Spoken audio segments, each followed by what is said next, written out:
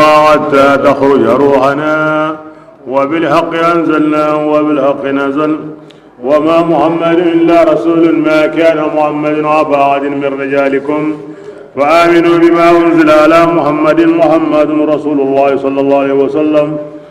اللهم إنك أنت العفو تحب العفو فاعف عنا يا رب أعوذ بالله من الشيطان الرجيم بسم الله الرحمن الرحيم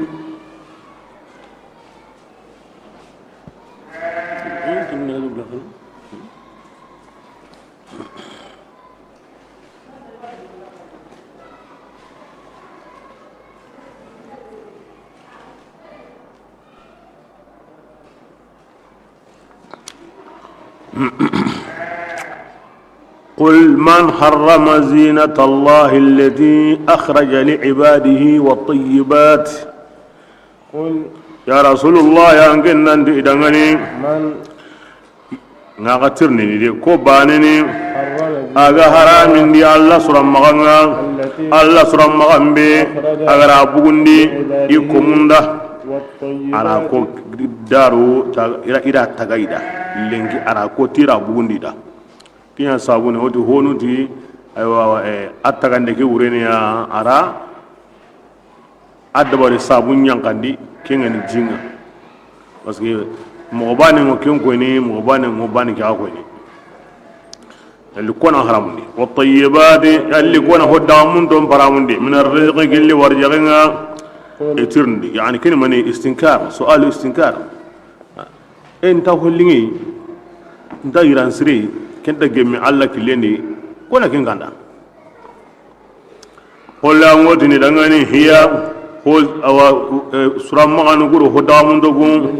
ina yemmunya dangani kunga tongondi ngarinta wondi ad-dunya kinde bigani bil istiqaq kunyara anqaba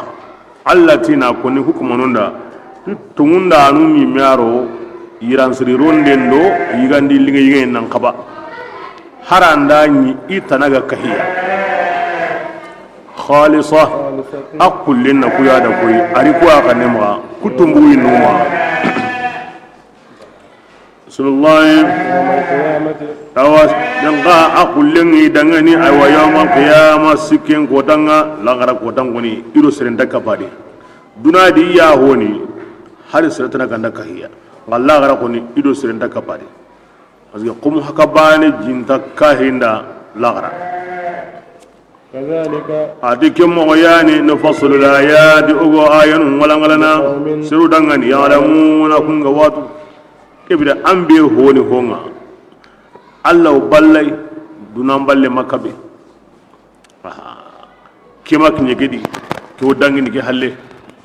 ngola gara khallendu ko ke mundu Allah maga de basia ganda gemme ay anya hodi minu ganda gemme awadi su akun ko noda kama kenya ni bismillah ya rasulullah ngenna ndi dangani إنما حرم ربي anna bange hamange kaman paramundi الفواحش maniya hubul qoro masya gara hodigan tun ko ni manin parami anna sakamera kany hubul qoro kunyam parami ko jene yu kon gari kutuye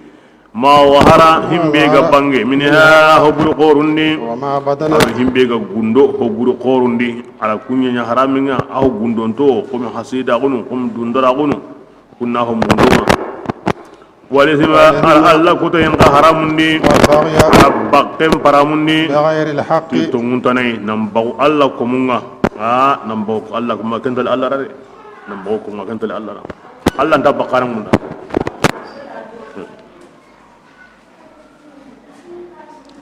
فأن تشركوا ما علو انا كبر انا هو هلكه بالله الله تعالى لم ينزل dalle سلطانا gama yanga bihi digam hillaka penga kemureni hillaka pem bangi bangi parce que dalle nta hillaka pedi وأن تقولوا ما ahram ga ana honko Ala na Allah sawalla la ta'lamun aganta kebe tu kyo gemme kenta gemme au gemme anda gemme na yanga tude kiya sawuni ta haram tenni anna yumara wasayngati hoyi himbe to au gantande haram koni qallindo to nganda gemu anda haramenya wa an taqulu ala allahi ma la ta'lamun akmana haram nya koda anda hoko kyani alla qallinga na ni anga wa konni wakati kebe ange ngonin ta to ko atwa on tandi haranda gemai angara golle be nyanda haramiya kibina ga magame ka ya samun yumara wase Allah dungo ni kannai anga siza be sago Allah yumara wase andani na suru yumara wasa Allah dinan kamma gollem pokote ngene golli qoti hanan na yayi hillandi ni kitenga kono di kiteni hanan ka ni hillandi nga e golli qote be sura ken diga ni dura be sura ni du golle be su anda sere suturne hoye ken ngoti ni ken tagendu be su ibawa mundan ni ke tirni gena yaga ko ya subhanallah anga gara kona to akuni wakati ne atwa gontandi haranda gemay anda haramen da bari bismillah wa ajalun ati satiwo likulli ummatin jama be su dangane fa idha jaa ajaluhum bira kebe i wakatin anda kinye la yastakhiruna inta duni ke maga sabane wala yastaqdimuna inta kandina kamma imme sabane ko suri wakati anda kinye harban ta kapai harban ta pakai ona kentu ngana ketu bane aw hi gabe non dinan kamma ho wakatin ngama kinyan tanyana wa himbe nda kinyaga wonyana هو نتاك وانا ويانا بسم الله يا بني آدم يا آدم رمو إما ياتينكم رسل بيسو كيكوني يلي آدم أرم فنا يدغامي وكوني أرين لغريندا كبيرنا الله فارن قهيغرا أكوكاري يومتوندا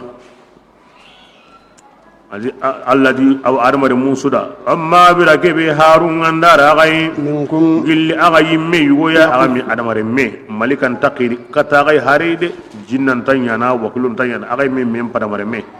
يقصون يو آيات قارننجا آيانونا أكم مندين فمن كبرنا أرمر مي أغاري دو تانغا هلا كبنا أغرا قول لنسروندي كنيمايا كما لا غرا يم يحزنون إغوصنا نغانا كيان كون أرمر موسودا هارين عندنا كون هوجان تامغادي ومن بلغ هارين ما كنيانا أنيمه lengi srebe go gunnedi ango digadi ango hangundo menaga ango amma alla faran kabare mugu amma salama guntu sirema kinyanga mo dambe sudanta to akama ngana karal lengi awarno arjana parce que ho makni o man balaq lakin himbe yadi bismillah والذين adi yemmu benu kafaru kunga kafiraun to wayanunga igaridu qorondi baka ayanun tunde magam kumwan kutubulu kunyani yimbe dungonunga kuya ko kuyemmu dumanu ni ya fiha yimbendi ndamu gumbara yebrenga anto hilla kapendi ankara kin kama wa kinni hilla kapen inni kahiraun faman wa man ittaqa migani dum mot hilla kapen naam parce que kene jama Allah kanne be go wajibi ni jama su kama bai hin da bana de qur'ana ganda se hoda aw kalima be konni na rabbotenga ho wonda boten paka Allah kanne be go wajibi ni sere su kama harunga kinyanga ke Allah kanne yani anaki la kapen to kono al ittiqa min ash-shirk ba kebrenga Allah kanne go ken kana kamundi kenni komo keren tu khana Allah kanninga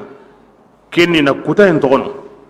allo halle salama gondi sa illa kapil akhi kana wore kibringa aw konanda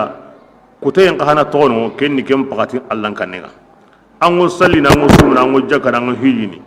antari gene kutaya kute sugal landa anta sikari anga dabarni anta kana Allah sire kere to kenni digere sikandinga kun kana Allah kan ngono kini tarikul aghyar kin wurena mani kullu mushaghlin an Allah huwa gawan sugrana baka Allah annasu hayna to kono odi rasisa khosirundo dakabanan ponun tagi Allah ko mu yakane mo islamino ngabira kebe za Allah yime sabu da ngoke tokono ko ga wan sugla na baka Allah anna ken tokono kema kinye kedi ho gornando Allah na anna ken tokono ho gorna ke wucendi lo ara kanu hille sallini ke wucendi lo suma lan kun takara ngana ke wucendi lo simmine ke Allah bindi ke ngina hana aw ke su hayna tokono ken ne kare to Allah kanina Allah to anon ke ko ni sugendi walau khatarat li fi siwaka iradatun ala khatiri yawman hakamtu biriddati ati Allah nge lamuru hinu anke tanaga tullin sonnum bendi aw watinga bane ko tante lebane ngani mewtinin dura tinyere tege hada riddatuhum on komunta bal jama Allah kanne ngono kren to Allah kanne ngono kren to Allah kanne ngono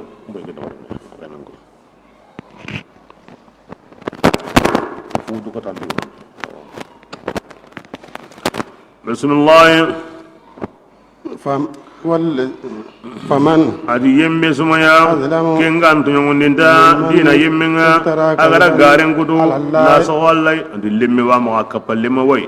aw kallaba ma kamanga garan kudu ya Allah ayanunga kuma kudu buru ko tabin noqum iktana wa billi ho sahanten qadi lawel mahfuz ogo ti serentano aganto nyangundinta garantenga na saw Allah wal bara Allah ayanga wal ma kapallemo Allah tunguni ken wure hegati himbe ga sahi anda dunadi anta ken kitana de Allah tunguni arrahman ken o golin dunari de duna khairi kahir nga kitana sere bure nga kitana fasiq nga kitana am po buren tarno ando ken naka bismillah حتى إذا جاءتهم رسلنا مبرم به أكم ملكا فارون غنداريا إذا ورني نكين فاتني كي حقتنا ملكا نتي دغني جت هن منا أنكم غني تدعون أغنيكم بطنون جل الله تنين تدعون أغني بطنون جل الله تنين إن منا قالوا كبرنا أيوة أنو تدعون أغني بطنون جل الله تنين أغني قل جل الله تنين هدي ago yi batunu gilli Allah tanai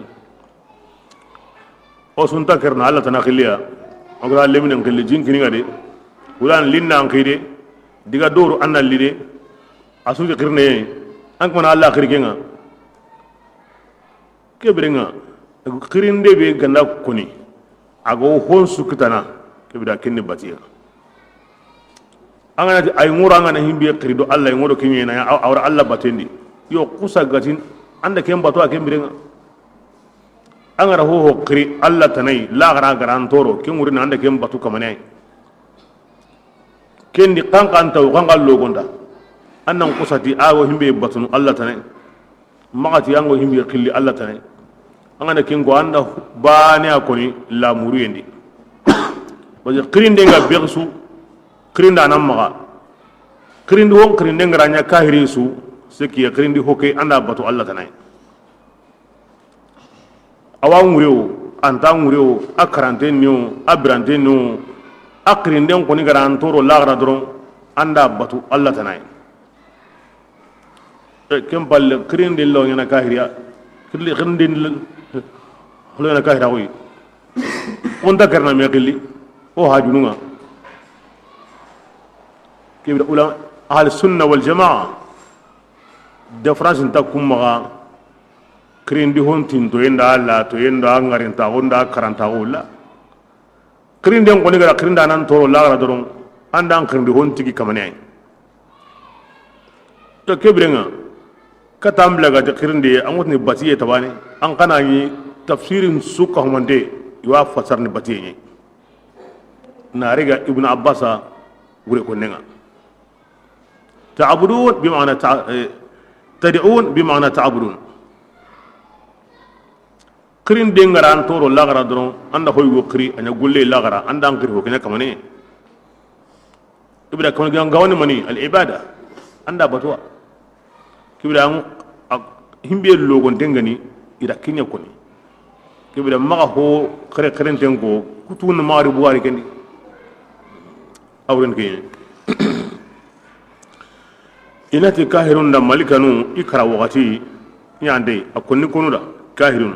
ina konni da mani tabkitan ni nimsi ni wundi wanna minna tad'una ganyakum batunu illa alla tanai قالوا ina ti malikanun dangane ضلوا عنا ituno ide o yaganti yare وشهدوا kebirenga kafirin nyimma hayga sene imenu kamma kara wakatinga nanti kunga kanu janka ikunya kafirin anya kafirin ya قال imme qiredu kama woni himbenu awa nyoma woni batuno Allah nati dangane lagara ko tanga ادخلوا kebirenga ngunallo aywa jamadi قد خلت abati kun jama dangi an kun gane gilli jinnan jama gorenga ado seren jama gorenga النار fakahiya yimbende كلما nga minu gati jinnan wobini agama kara islamiya ibra ki ayani dallenga kullama bire obire دخلت أمة gilli jama gandaro yimbendi لعنة kunna langandi أختها anna gamunde awa imari menga kenni mani ikanange anga nyaga himbe nan samundi Allah kuma lagara ko nawtu kahirin kara wakati nalli ay lagara brandi nallai imbe no ay kuma kenya serolan gilli kara wakati amalika nunna anna gamundi awa ana kamo anna qiri dawso birandi ga Allah nati ewidenga jamam paydoro minu ga ga menga kadiga ka hiya gallo yimbendi iro hallega ime khalleni me langani no me kayne bismillah hatta idha daraku ma birambe inda me ligile mago فيها yimbendi جميعا asususu nawto kahiri hananga nda awara kahiri lagaringa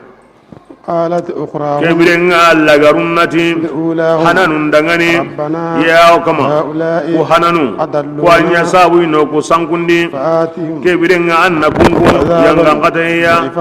jidi dengani dilli bengade Allah ku kallen dubule ko anyo samunta on sabu ko ana kinyo قال kebirenga Allah na te dangani jidi yewo لكل besu dangani an kundi konsu ولكن نعم. لا awa تعلمون konta ho kallen to dana ba wala yazbillah no gisinde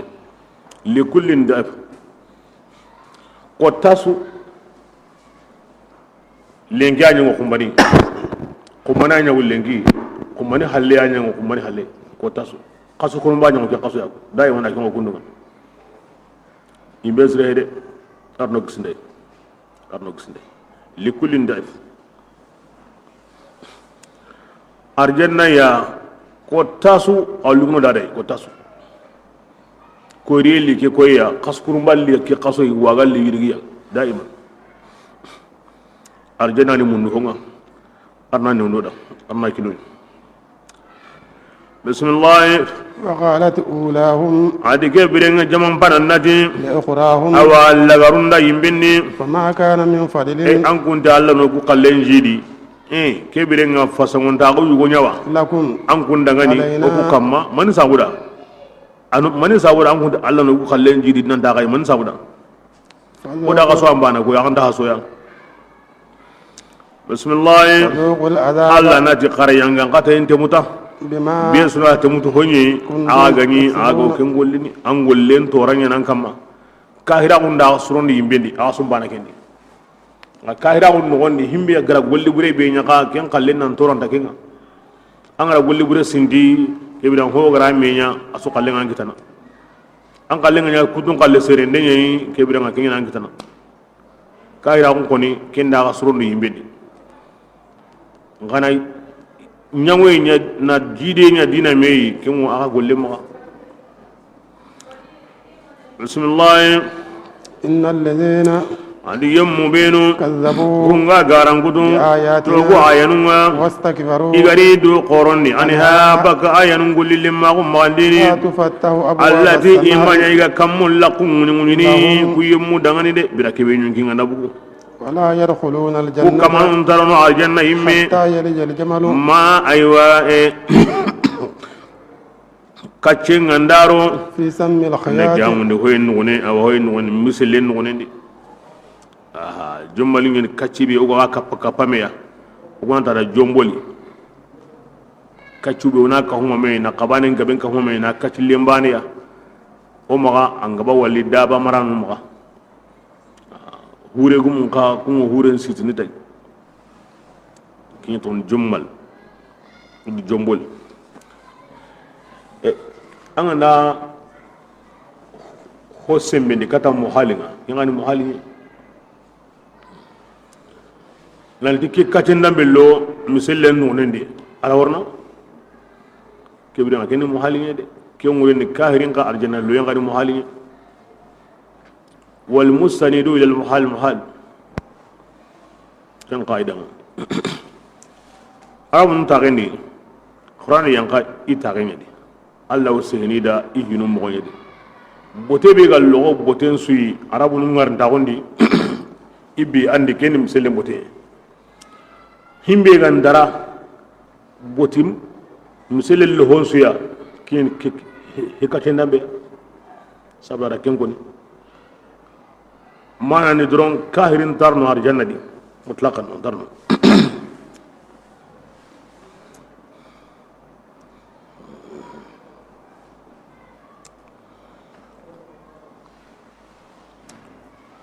arjanna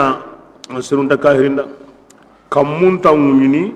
kamul laqun tawuni ida na Allah sallama ati kahirin yonkiri ga yendi ati time bure nyuga ambaka dai kubango jiban tima bure betude akom kemme ira wasegene inta dangini malikan jama suyi min dalanga inati ko nyongene ke nyonge tima bure inati hulani yani de hulani remme ina to burenko to bure be ga mai galla da dunadi ira nari duna kan mugai ina inta ngini hakaza Allah farinda ayan kara tibasana Allah tikamul la kenta ngini da ira wala munyam patinyer ndungure no ko yogo ti sijjin awrano wara la kay wani egli jahannama wara la ko aw munyam patinyer ndungure kayro ni non ko ngorono kasonga no nyi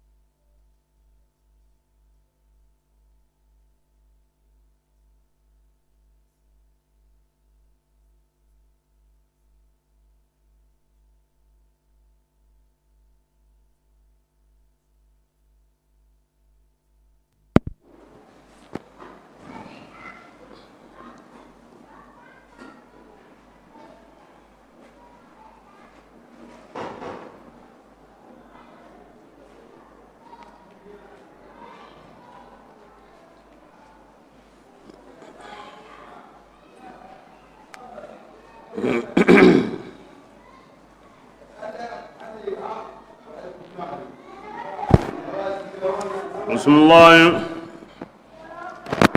ونجزي المجرمين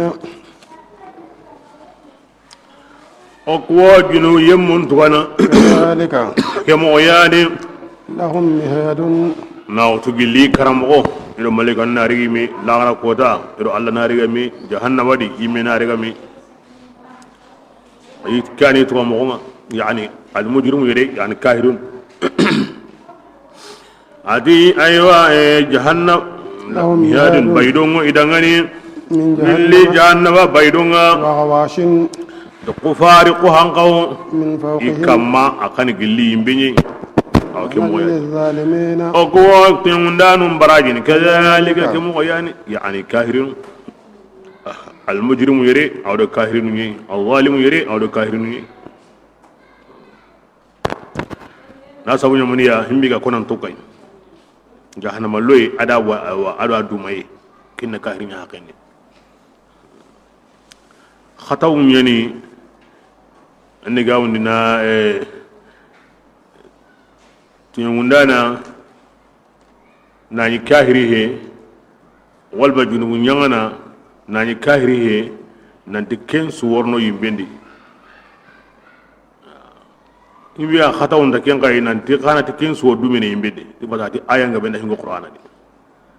ken samme nyati tafsiringa samme bangante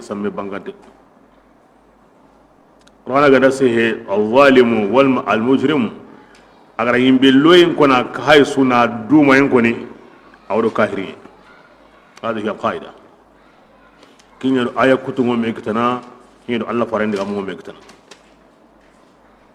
aga nda ko kundunga na yimbe loyen ko ma duma en kona ka hay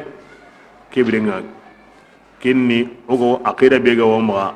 Allah wi sagondi islaminga karana ni haqqu ngai Allah haqqe ngai wal makum pakke ngai andalungu Allah da anari gatai andalungu ada anaya hama parce que ama dumen ko nan ka hay agara dumen ko tan ka hay ken zalimu wal makum mujrimu wal mandani ara to ndambe be ko awodo kahirimi akahiri ma awodo kinye aziki qaida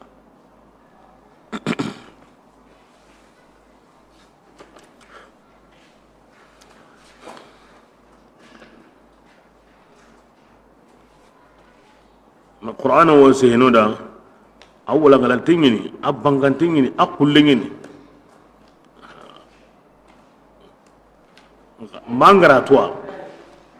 مانغراتوا أنت تري مجرم كون سيموندانا يتا أي ظالم كوني أرينتو يتا مجرم كون جرم نغانا يتا كمبرا أورو بيسو ياي أي لا لا agar himbe ko nan ka hayde kinya wa koyni nanti antaro besu yimbe loye nga ko na dume bane kinga ko nan da wodo akahire mani ko qaida nyani nan lo yimbe ni nan dume kenna kahire bane hakani ken qaida makin aqida ahlus sunna wal jamaa amma al mu'tazila kunya na ken ko ni musurenga karata jurubu nga bane Allah da yahe kunna ke aqida sunnan ta kendi mana ayan kutun ta kendi mana ango tafsirin yana mangara ke ngula ngalen to baka medina ken famu yentu bismillah والذين adiyam mubinu kunga tongundi itaga golli surunga golli sure ni maniya adi golli sure o kutun kanta nyongi kelle findini ma katu dangi ngare agaro himbe kebirenga ko sirenga ndako qarakinya angane kata himbe ngenadi wala kinya nangem bosrenga ulai ke atukum maanguto siru kuyani arjanna dungonunga ikunqa dumanuniya arjanna di bila kebe qur'an masali andai yimben ko na diganun ko ana golli sirenga ko ni digaran ko na nyanun ko anyi minandu hay ara ko sa jahannama woni asuni yimbe nyede lahum min jahannama mihad wa min fawqiha ghawas asuni yimbe nyede ma simati an tambane anari de an kuten tari de ay selebe go yimbe ko ndan so anari de awdan bangen suya abilini krenga an wuni jagawalenga akobini timbirtinga akumuswa ada maremme ado gide kini bawo nyede babaw jahannama dungi so na jahannama di bismillah ونزعنا ما الذي أراهم بوسي himbe go arjanna dun konun igji mundi me kanne maga gilli mone kasenga o kembaka no serenta monine sere wure arjanna moni go ando sere be naga alla gara asu hito asuko mante mon nyimene gilaga maknya wa anda kinyaga aganta ko monine kare me wure parce que moni hasida on sentini kenye wure ranko maga moni dundura on sentini kenye kamudan ko maga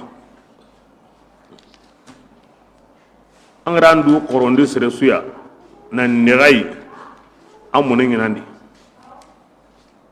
angara seresu hasida go amune awre hinya kamuran gennati kenni qawtini ya gello ninge wal ma kenni qaw kenyana annako sandu qorondai a hakken daga kinne qari a hinne torno ande qari a hinsu a hinne o hinne amma hi qore warrangen gana kamurangen bana mune awre ki qago kenyana kundu ki ga magani ki qago kundu ki ga magani hara kenyi mego himbi me nyana kenda me nyana bana odin ti hoga magani na to kenyi me nyana ana kusa ga mone awre ana kusa ga hasida ke tara ara mone ngoni parce que dundra o sintini mone nyai ke birenga ya dande ndo tunya ngone so jobe ne kenyi hasida on ga jobe ne mone nyai ara mone ngoni kinga na bugu oro me na ga bane serenta du qoron ni sere kama anda sere hasida ko kumpili ga nyata ga ni bane ho onda bol ya mone hobre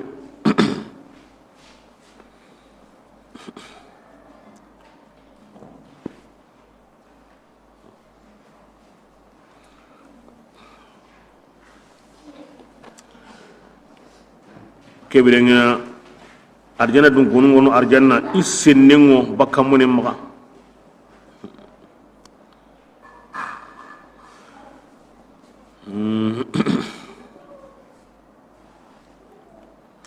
ana mare mu dunadi re on tagandon sike tagande yugo odi re gilli dunadi alla ra kun sondo mu qurandi ho ga sondo men ngati antiya yo dunadi re kon arjanna dun konungo arjanna mobe kun kamanu iga himbe munda awa idura yo kemme munda sirunda kunni ko annabi nyimmu ado serebenu go tankama zara Allah sallallahu alaihi wasallam ati hada maremme aw gilli an islam agon suroyenga anna hon kanu kutunda ango himbe munda nyimeda ken kamani mu'mina timmantenga de ango himbe munda nyimeda ango kemme munda be suka mandena ken ngure naka ango himbe konni anyimeda ango kemme konni be suka mandena ken mu'mina timmantenga de ati keni go jugu anabi nyim mundo qifaru aro himbe ni go kun tabaten kama is awri wa nyodi ti serunda seru kebele nga seru be so kendi islam nu ngadi mu'mina nu ngadi honsu wadi nya zawni aw sama chani wurdin shartunundi anna surundi nya kata takon suka mantenga al ihsan anna surundi nya kata takon suka mantenga pille makni amme qarlemu parce que islam on suro mo sireni wani comme Allah farenga ko mo anna surundi nya kata takon suka mantenga ken kabane sire sum monentandi sire su diminantandi sire su besu hinengandi ango makarni besu ya ango jotene besu ya kayrun ngalleni in tongondi kenya landa in kande kenya landa seresu o harunga ke mogodi aro serebe ge tabaten kam shahaba ati ike gaw himbe munda iqonnunda himin gotini iwike qonni serebe nu ike qonni igo himbe munda ida alla ganda kiniya iganati intai arna kinige ime haza ibara kese kon mo ngo himbe mundin qonnunda alla ganda kiniya arna nyimeda sere hobre mundi imeda ken wuren ana khair nyamundida ana kande nyamundida ara ke ko na gabe kona ko nuwa ken ko da kahir nu binu nasaran kumel ngun kahir nuwa wurunda ki goda batte sino tamido halle na riga na wara halle ga wadi kana na kankara na kharle munkari na re munkari na kana sobullo kasuma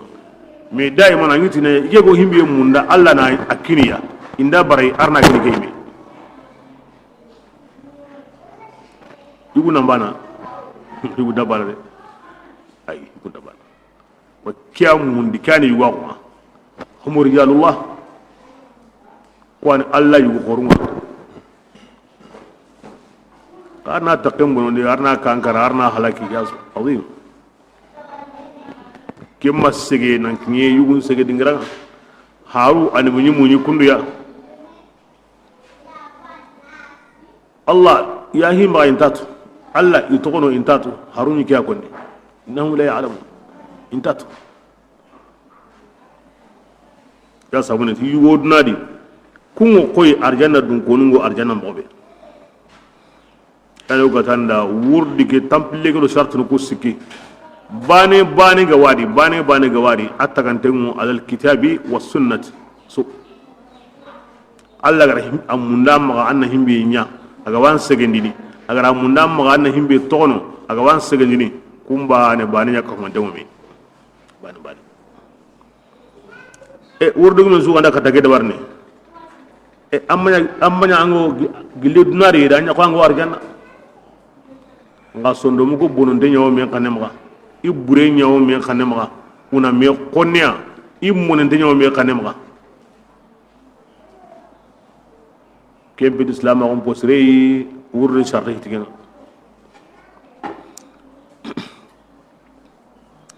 adi tagande hillande mamu kun sondo mun koni makura ko ibanuku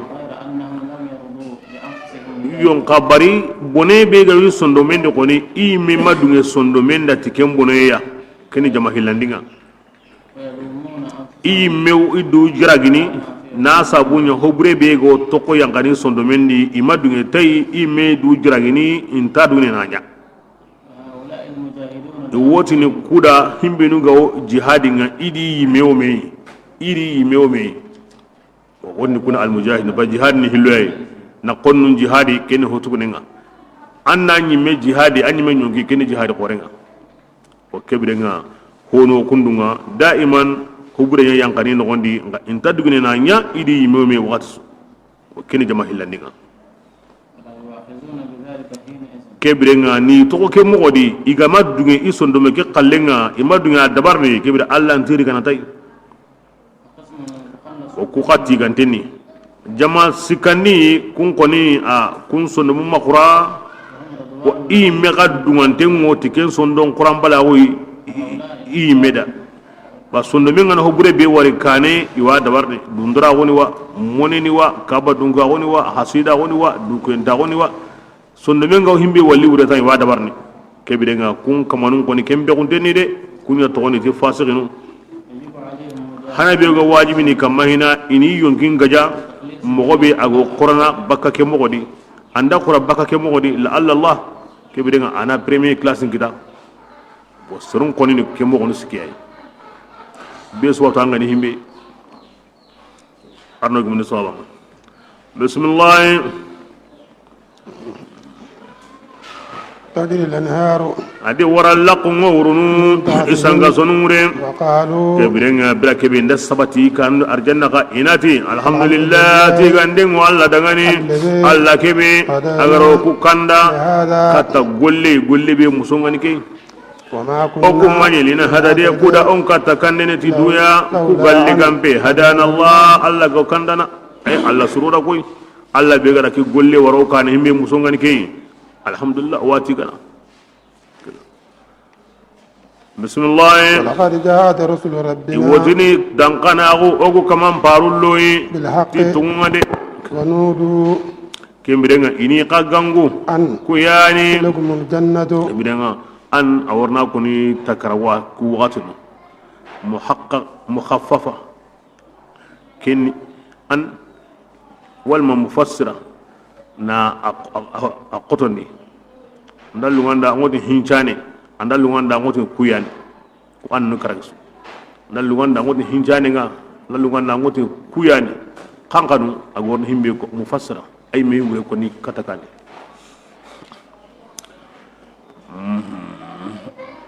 bismillah لكم الجنة كواني أغا أرجنا كانوا أرجنا بأغري قيمة بما تهنا أغني كنقلني كذا بلا بي أغري يمبلو أنكو اللي كرمو إدو ملكانو نغا إدو الله نغا الله غرا كوتا إيمي درونو مي نغا يمبندي أيوة أهي تغني يوم غانا خلنكوني ناجوبا كتا إبلا غورنو أرجنا ورا موني مبوي سندموندي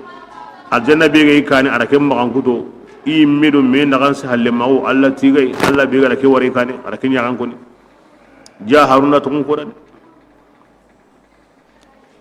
kibira malikan kani gangu aljanna be ga kagara de bo kyani de ara ke woto ki na sabunya aga ni golle be nyana naam kiyen ko ni man sawra karantin palle kiye nyokini kindi kon kara hay gara wutu imeni goro yimbendi kunyan kara osgora kara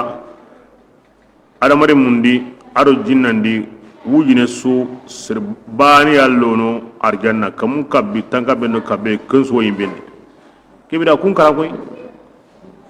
taga hon suka a arjanna kamono an yimben kangono besu kebira ke kam kabedo tan kabedo kabu be garo yimbende kunkara an kun wujini nange be ga kisiri anyana kun su kiyengutu kebira amba ne da kam kabedo tan kabedo kabu arjana ga dana ka hankalenga kono kalle ko karanto parce que daiman Allah wa konni khasiru anfusahum e perdi hari yimedi awarna ko aya nyugodi i perdi diba kundi i perdi yakundi yani willani benugo yima arjanna i perdi kundi kurla ayni be ga yima gano i perdi kundi i yaqub bende islamiya i perdi kundi ida kona kun sutunu kiya i wujine ni himbe ga kisi sawara kun diqi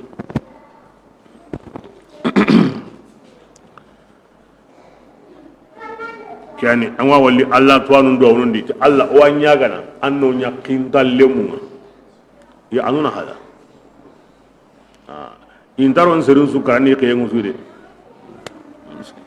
darbane iwodo kekinta lemu Allah ko mun do wondi wo Allah yagana Allah nganyagana anno ko kinta lemu iwodo kekinta lema way o yinen sara kebrenga nki allu arjanna de nganyagana kika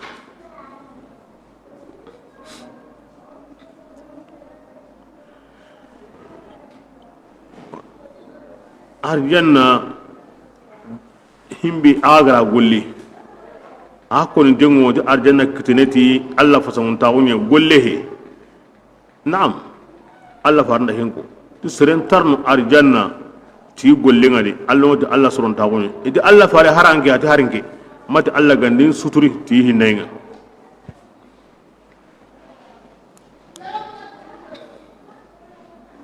no ay ke xaw himbe ko ni o ga faamu no qur'an kama ako ma gatida a golle na kekina gay naam arjana dungun digam panam pakarandari alhamdulillah alladhi hadana li hadha wama kunna linahtadiya laula an hadana Allah o Allah tigana Allah bigaro kanda kiya nga omay kande ni Allah gam pano kanda de bira kanda mujarrad kanda ni Allah suranda nan kanda kebira asuna man no gondi ana suranda ga no gondi Allah gam suro komeda an wa guntan kanda de anda suranda ni bi fadlihi anan kanda arna uko hukuma anda ki de serebe kama bi adlihi ken kama nayagu kebira harsa gollinga suru mogo amma wa arjanna dun konun diga kat haqiqani aro kanda wati ganago ba ken kanda yem palle o ma kikitana kindi angara kata ho nyana kande ken o nyana ngara ya ibra haqiqandi Allah farengara kono Allah faren seti haqiqani ko arjanna yimbe dun konun ngara Allah tigan tikem paqiqa be nga kalle ke no ne maninyana wa amilu salihat golle sere nyonya to arjanna ngullo ngunyana alla ganda suranda nga arjanna kanum pasangundi me kin gollu ngala gam pasumi mo be awren kay inta me girnedi ina me wure ko niya alla diga min do faran diga mu inta me girnedi banin ko no da na wure ko da banin fasarni kenda se handa majaz ke wo se handa haqiqa kenda se handa majaz ke wo se handa haqiqa awra ke mo wadi inta me girnedi bismillah ونادى أصحاب الجنة adi arjanna dun konu na gangunni أصحاب النار yimbe dun konu ma أن ya ga haybire ni woy kew yana de tabki andake mu mo wasrna ta anga wa mun na ngari jama bedi kebire nga anna am wonda bar gilire de anga wurnu jama be anna nguray gilire de kew yana qur'an hayak seronu da mbanti nada akoma ga dangi yimi li tahaqqiq wuqu'ihi qad dangana on Allah ma barna himbe ko na garake aw nyana hede akoma ga nyana dangi yimi aw kay hinyi me deni bismillah yati arjanna dungono gangunni أن awa yimbe dungono yak awa hinjane nga قد وجدنا ما e wotino kuda honyi وعلى o ربنا kamangaro nyina tikenga de orani tunga de agar himbe ko te arjanna kunda o kundu o kuda nyo kalleni tunga فهل وجدتم ما yalli yimbe dun kono kada honyi وعلى ربكم kamangara baba tikenga arani tunga wa قالوا kana te arjanna dun konunda نعم kenya dere orani tunga de agar ho kwade yimbe ndi anko to kenga فأذن مؤذن kebren ati gangunda na gangunde بينهم yimbe dun ko aro jama dun ko do mena ga iswa kanemuku أن anati kuyani La'natullahi kebren alla langande mo ala zalimin. ay watu nyungundanu kamade الذين kunni yemunye Yasudduna inya serun kabana dunade sabilillahi baka alla dinan killanga Wayabghuna iwa mundana dina kinya iwajan dina nyengentenga wahum ikunni dunade kafiruna ikafirintenye bil akhirati. silangana kotanga kaza nyawre agara zalimun ko ay mi hagara fatari langande dumante aw ko mukamma minu ganyi dunade interno dinandi worno serunda naga daiman ina islamin no islama on bote buruna no nyengenya koyi nan to sirehe o manantenya ne kenni gollenga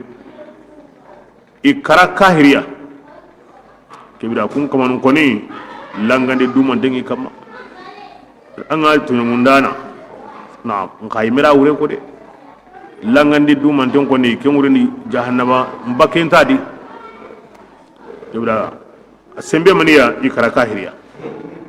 ba sere gandi gollenya to ngundenga na nya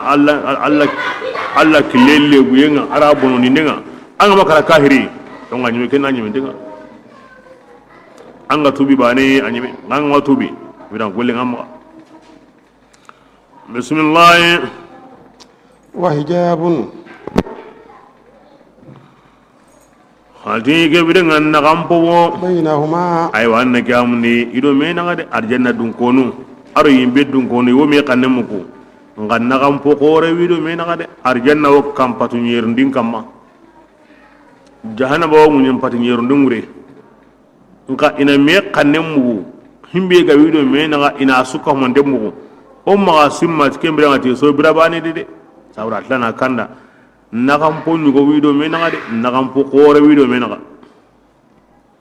ورجال allati yuqorungo على الأعراف ay wasoron kamma ke masala ke nta qur'ana no qusu ma ganta yere bane anta no qusu akuten su agabe ngo no qusu nga hay ke mo be konu lati lagara ke wono bire nyugo ke nyana ke nta no qusu qur'ana ni ma ganta yere bane pe adi yuqorun wala al-arafi arjanna soron kamma يعرفون كلا kuyu khoro iwo be sutu annagi hamni aywa yimbe dunke walma arjanna dunke wo be sutu ti بسيماهم tagmo jenga ba arjanna dun konun kallen tagmo jenni ya galla ken quraye kahir nun tagmo jenni ya galla ken pinaye ونادوا kuyu khoro kuni koy adiga min gabeni mufassiru nu ma adiga min gabeni diga mutamiro sikwani onu di kahiri lemu benu ga karana to ima balgao honu di serwani ibuguti wara kurenga awanna ga hamundi imanu di habanu madungetai ga diga kurenga alla jajin kone sabura i tokono honu di seru yani iri habanu duare magu kinyi manu langere munga honu kati ay serwani iri manu ya duare magu ni habanu langere munga honu kati seru yani alla komo tlemundo nyani alla gari sugura ni wara ken kamuri no iya gamo besu ya jaman su yugo wadi yumaton su yugo wadi honu kati jama yani igolli surendo igolli buren su komonde anyoro yi walla no hina kata mobe galli allara donc aro nyana kusu yugo wadi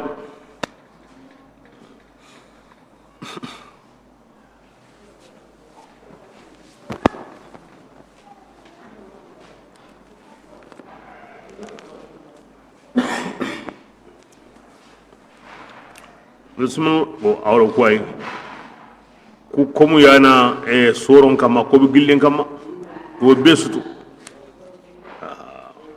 andabu ko ni mo bane tamuga do sugondi kutunsu imme ko ninti digara bane to hina ay menu gati alla ko mutelemun donye ni baka yumaton sudi kebire ko ni awa kun kalle kun kuti kun wono igolle en sabuda bismillah ونادوا imbirega ina gangunni imbe dungonunga kuyani kisiya qoreo angun kamade لم يدخلوها الذي لا عرف دungonu imi maro hinade yo ko bike kamma ibi tokono na arjanna baski allati wo besu ta mangentu ina arjanna dungonun gangu nga kisiya ngangun kamma koy kisiya be khemba gantai aga kisin nallu arjanna yo allati nga imi maro hinade وهم قبركم يطمعون يوتامين قني يوتامين مني تامين دي بس الله سوري بيغا وادي فسمون تاو بيغا وادي يوتامين كندي ni to ke mo wadi bani Allah yingini kama awotino ko mo dakhulul janna qad ghafartu lakum agralu arjanna nyampe agama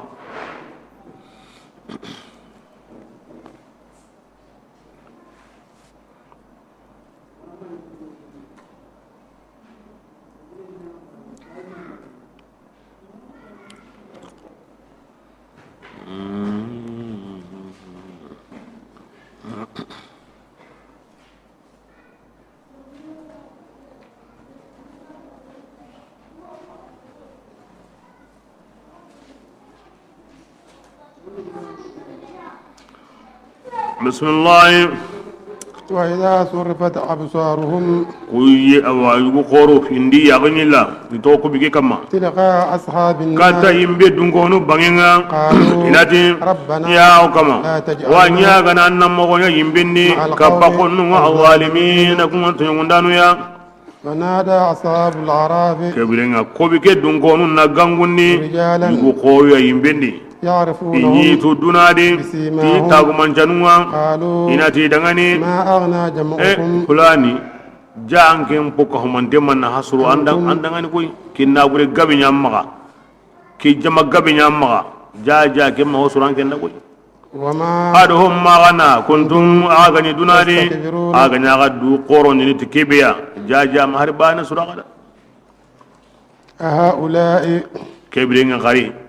ini to kamundi na qoron denya awaji ben no sir bur qor birga yino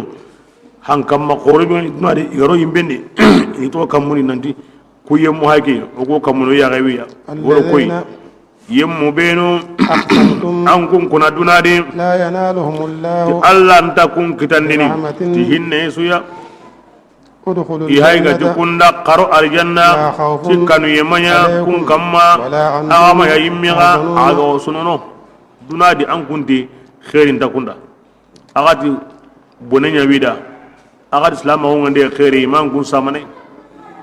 kuyanya sabu yimme na aga mo islam gundi wa ko ya gaban kun yimbendi o ya gawi ko kamun Allah ti kunna lo arjanna di kibrenga janja aga hokka mo dem mo sura kada aga du ko dem mo sura kada Allah subhanahu wa ta'ala awasu ya gina konoda anga kite anga tui anga ya hangamai anga ya saramai anga ya daulante mandu qoronde de tungu gani tungi miskine ngo gima sababanga maya ngade ngo gima sababanga wa miskine ko maya ngando ko Allah hundo ko halango ko jarabe nyani de i worono Allah ko mi gabe do khairin naga hulani gara kenya bane ngenta kanya na khari makka ni kundu yeyo abu jahal ni do walid ibn mughira ni do okba ibn abu mutayn ni kundu ni gillina billahi kiye anu kiye ke mugani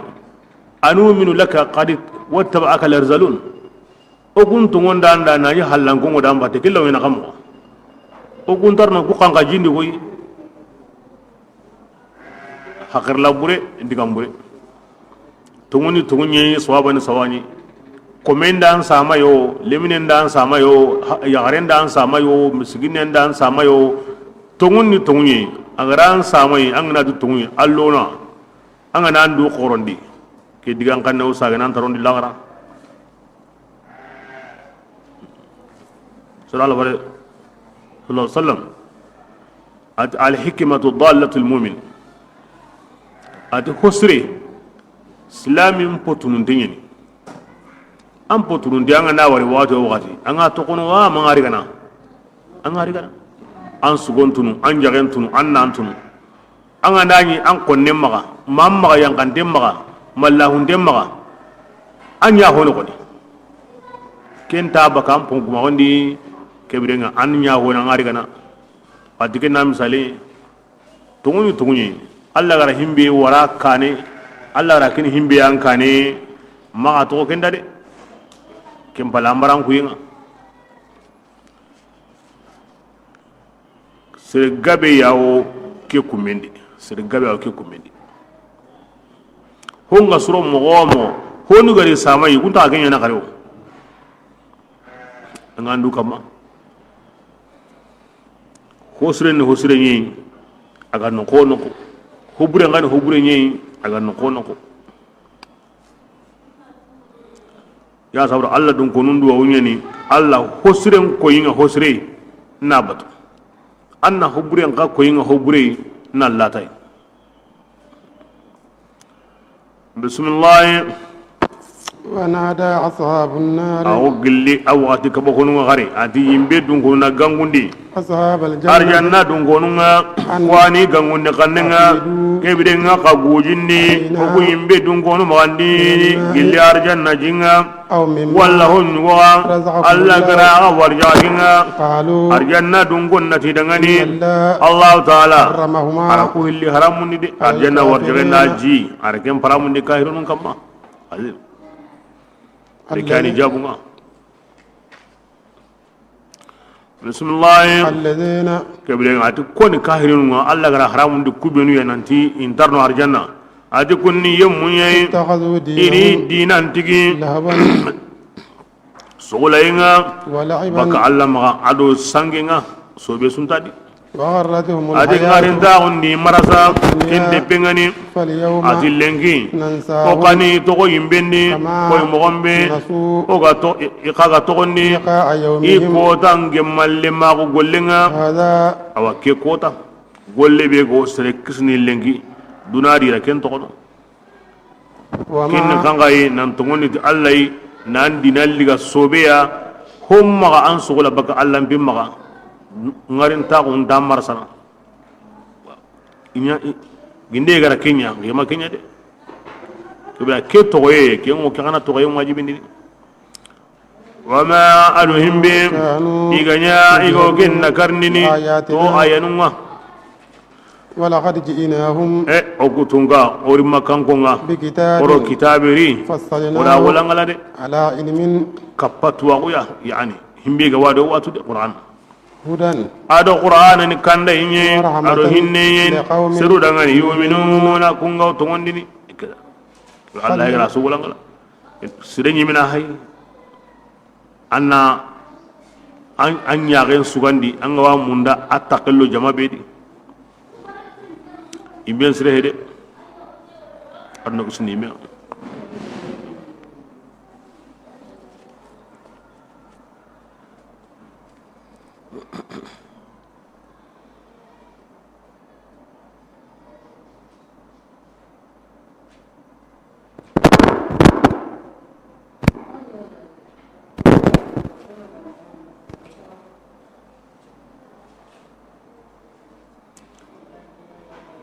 ibn abbas radiyallahu anhu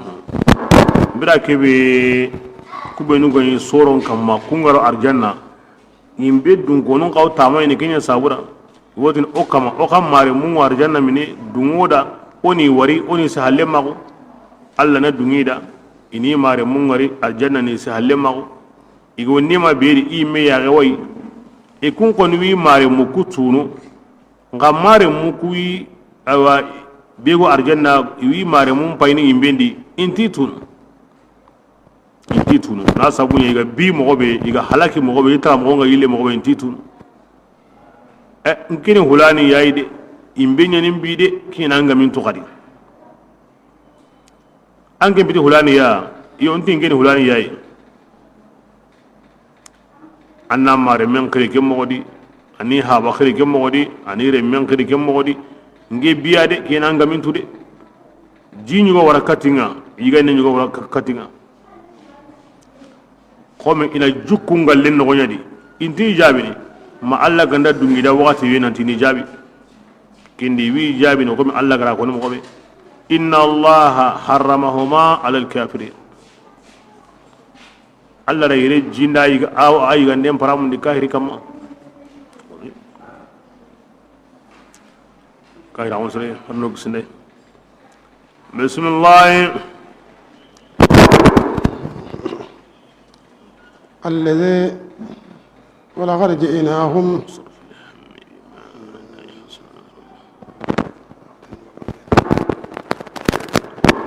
هل ينظرون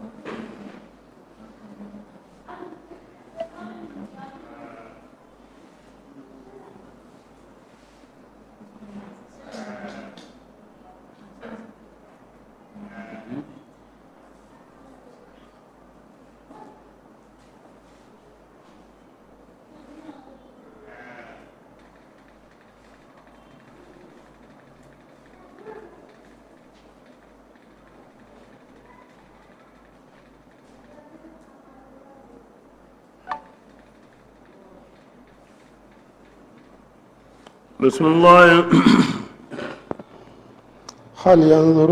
هل ينظرون أتين تو تنجني إلا تاويله ما كنت أفشرني قرآن قني هاي كتاب قوري مي وارو واتود ورا ولانغلا كا ما كانوا إبراد إنما ندكو دعامي بيهكا كو دعامي كي أول بكو كوتا لا أرى كوتا إن كنيا دكو أيان كم ما كان كونيا دي أيان كم بيكو كيرن سرسو أنغما تونغني تي قرآن يا لا أرى كوتا أو هم بيكوني أو ينانجوني بسم الله يوم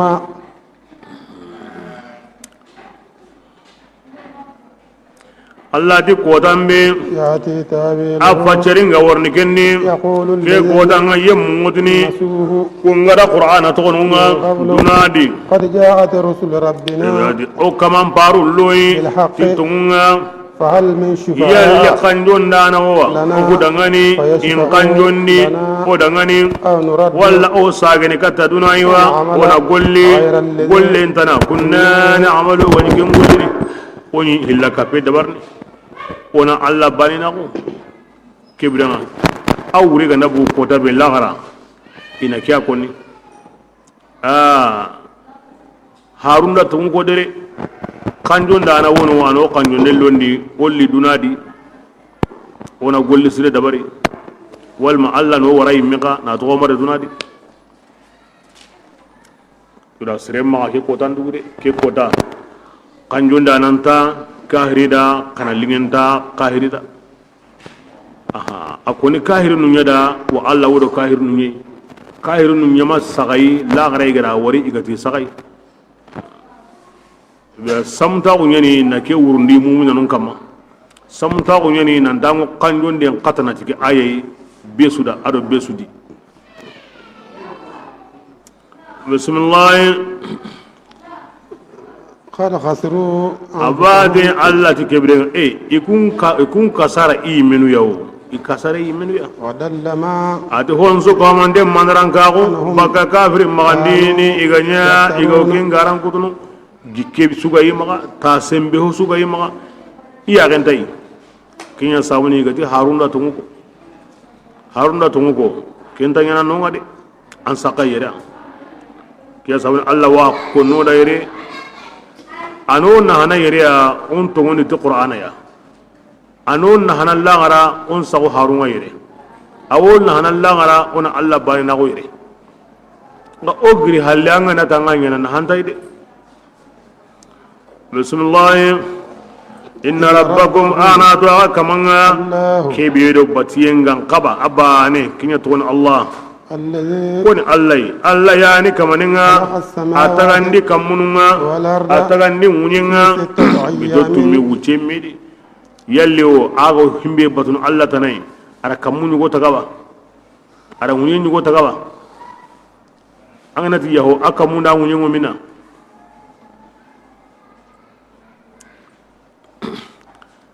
kamanin pay ge nyaga way nyaga nda golle ay kamane kamanin pay nyaga nda nyaga nga golle nga naam kibira kengono ba golle nyam po sugono golla na way anda wariwo away amma wariwo away anda tuwo wana dabari amma tuwo wana dabari kibira atu nan dikem po ya to ni allah bati nyana banada bismillah ثم adi kamun lo nyen daga halle استوى allah ta'ala ri hankal la nyuronni على العرش la arsi kama kuma go kamun lo nyen mogobe يغشي الليل allah wo wuron qofarini awa kiyenga يطلبه bane wi hune mundunu awa kinyengu yema wurondo kiyengu do me halleita wurongaro kiyengorni wurongandaro kiyengorni wurongandaro kiyengorni kiyemma do misiki hina nan kontora uroma do misiki hina nanti uron konto dangini ke gandai taga ho da barndei ke uce ga men gondi ke wile sine nda to ko balana taylo ta sikore balana uron ga kontora keta ona ina kamo lengi keke a kontora de ona ina kamo har mare ma untara kundi kemma mugi hina yukabbiru al-layla an-nahar ira ati yughshi al-layla an-nahar wuron ni biten warni aw kiyan qurayam bakan ina me mundu na wuro me halle nda yorno medi daiman wuro me kibda kinga koyni himbe go kinyana wuro me qoronga ken qurayinga ken bitenga ken laniye hillani yana ngadi hillani yana ngadi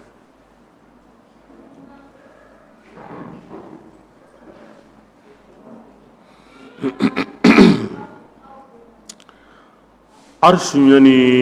aram kanendi hankaman tawo wal arsh yumkin aram kanen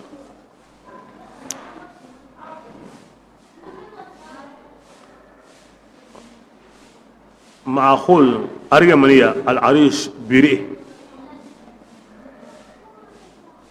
أسكي بيري سلاح يني أو تاون أوري كبيرة هنكمان تاوران كهنا جمان سون تاون هنكمان سلاح يني كبيرة جمان بيري هنكمان تاون كينيا كما كبيرة أكينيا أو تاون أكما أو كتون سوا سلاح يني كيسا وني إلى هنكمان تاو هنكري العرش القرآن ينقى عرب نيدو مينغا أي ينقى إسيا قنية دي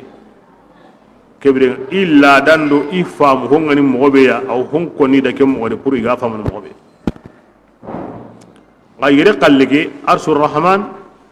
هو الجسم النوراني المرتفع على كل الأجسام المحيط بكلها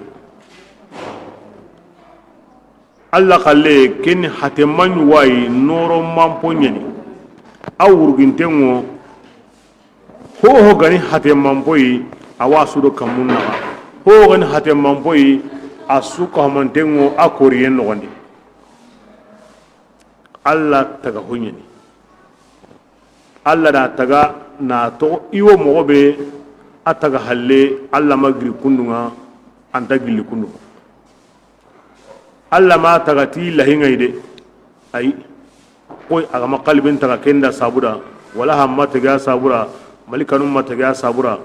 amma ho taga ti lahingi agara kubenu taga ni koda ke taga ho imma taga ho kanunde ma taga ho kanunde ma taga ho kaba konde adi taga li hikamin ton sagayna dawono adi taga hibe sabura ay mana kento ngami taga nan di lahingi yade ay taga ho surani allah mo gobe itaga halle misqala zarraban makahu atunka kuma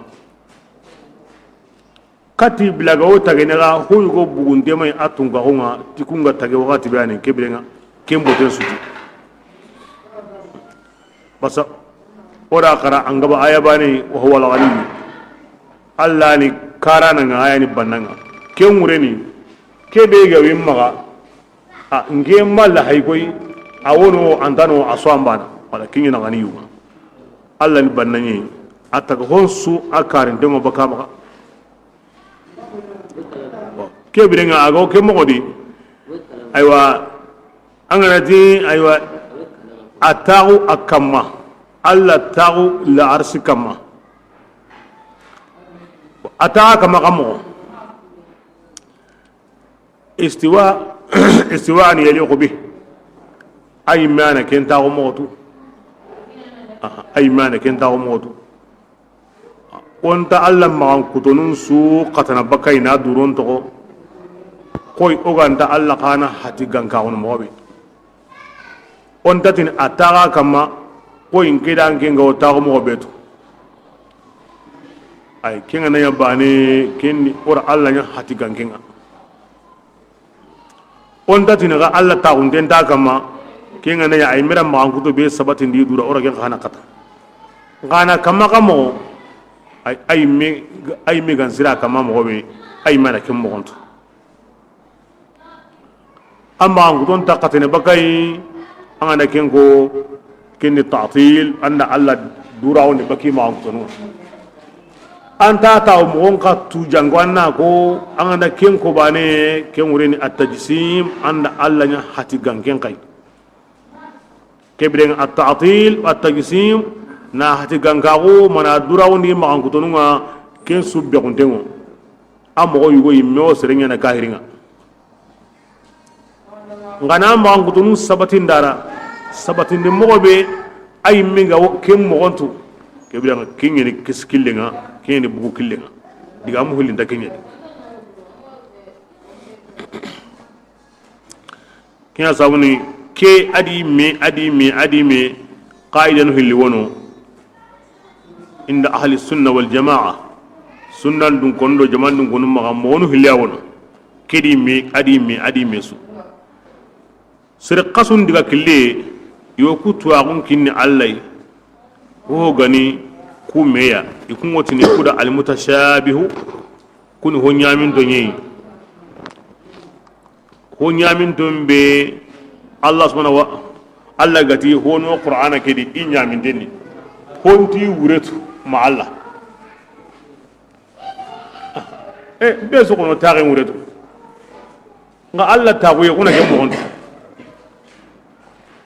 yo kebringa igati awa ho nyamin de na wurini kenyi be so taare wuretu nga ngira anken ngoni ngi watu Allah ko ni tagu mo ngoni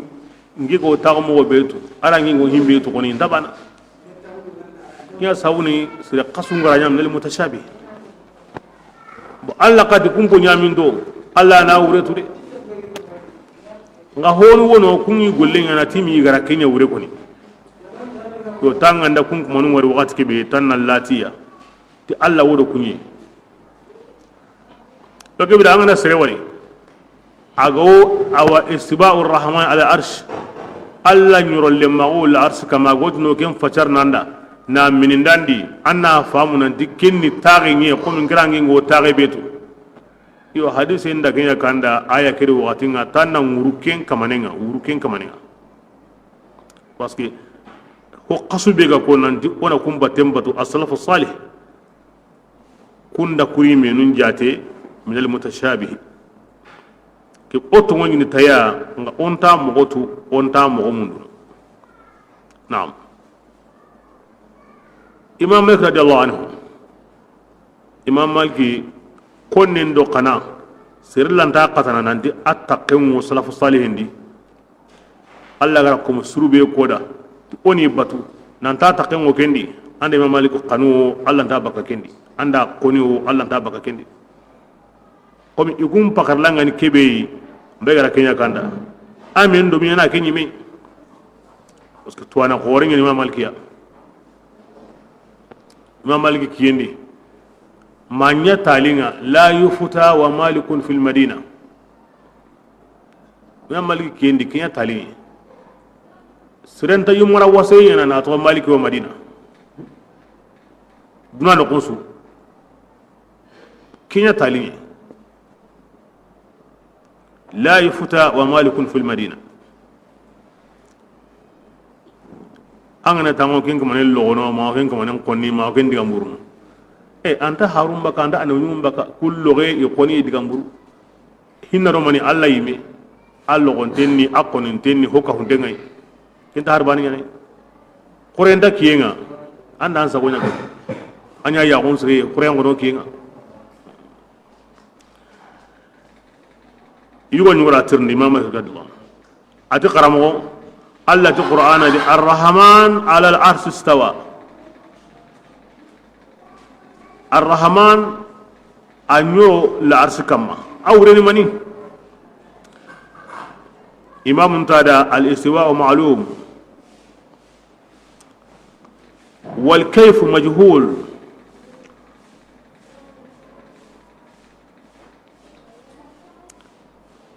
والإيمان به واجب والسؤال عنه بدعة خلاص أنا كترني باني أنا دعامون ناتيا كذا أسود دعان دبي دعان لوغون دي أتان دعان كترندي نانتي الله تي إتاغول الأرش كما يلي كن خموي أتان دعان كوري كوري أتي تاغن كوني تويندني نكيد أنجن سو تاغن تو والكيف مجهول الله تاغمغو كنتو ينتهي سرنا سرتيرني الله تاغمغو كنتو ينتهي هلو الإيمان به واجب نانتون دي تاي واجب يعني قوم غرا كون مغبي ان وسقيا اي ميغرا كو كينيني غانغين دا مغو تودي بس متشابه يعني نانتون دي تاي واجب يعني digamel lagare as-su'alu anhu bid'a ngana kem mentir ndenya ken ngani bid'a nyi ngema mal ngeti sahaba ngeen tabi'i kenin tarom pananga na kem mentir ndenya sahabun ma Allah farin tir ndey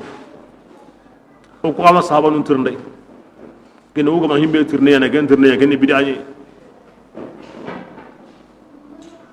parce que sahabanu ku qoro ni ti sondomunga aga konni mo be wa golli ke mo yede aya ngari bane laysa kamsilihi shay'un was samiul alim aqanyime ho ganda koni kem palle alla khibarenga anga awre mun nira igun qoroti kenyi himbe gana konte ko kenyana aya la koni ti alla farsa sallallahu akoy matonunda alla ta koy ho alla ta koy ho aw honsu walli donc allah nta koy hoho ken angana ken ta ko moko anda ayan qoso anda soy mo sere anda ayan kuso anda ayan kamoko anda ayan kuso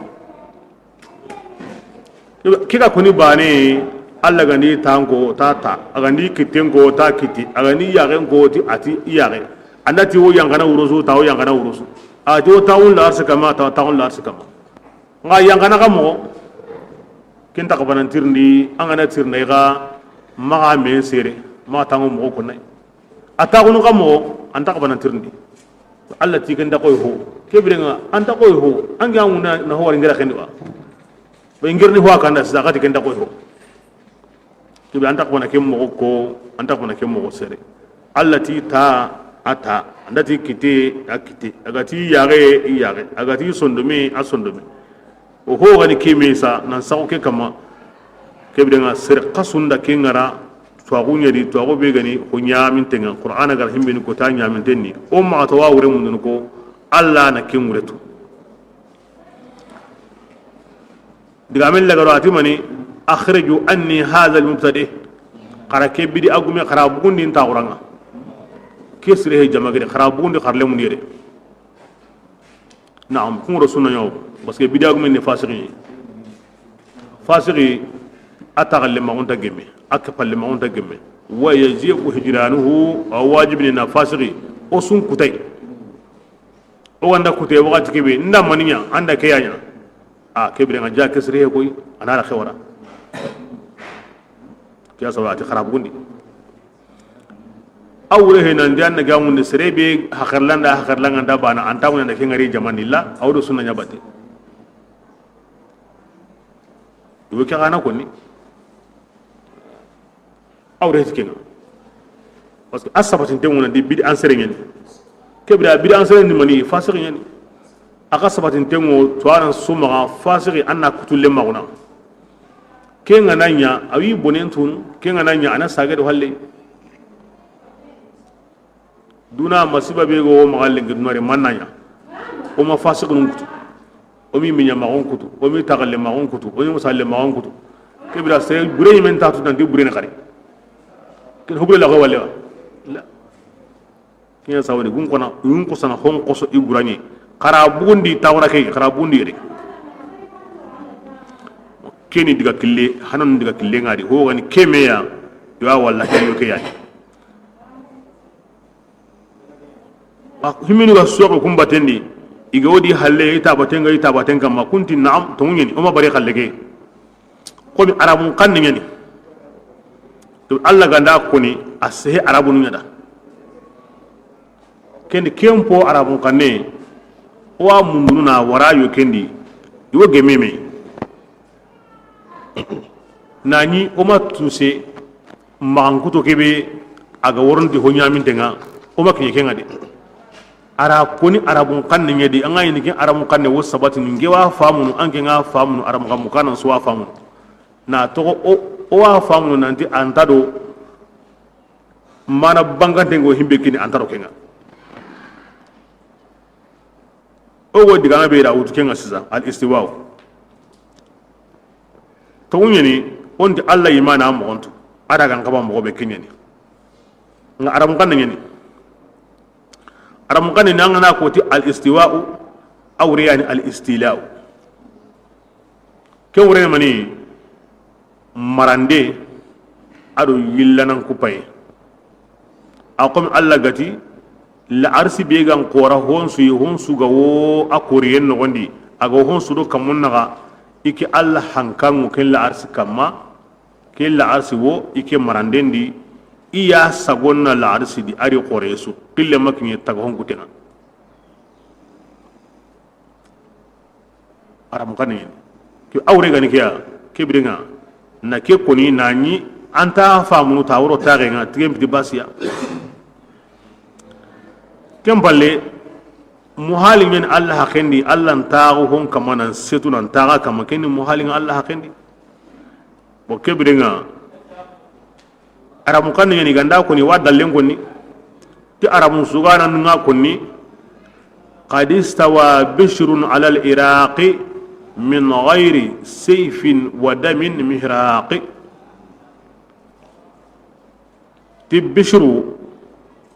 asege iraqi kama nani kaha he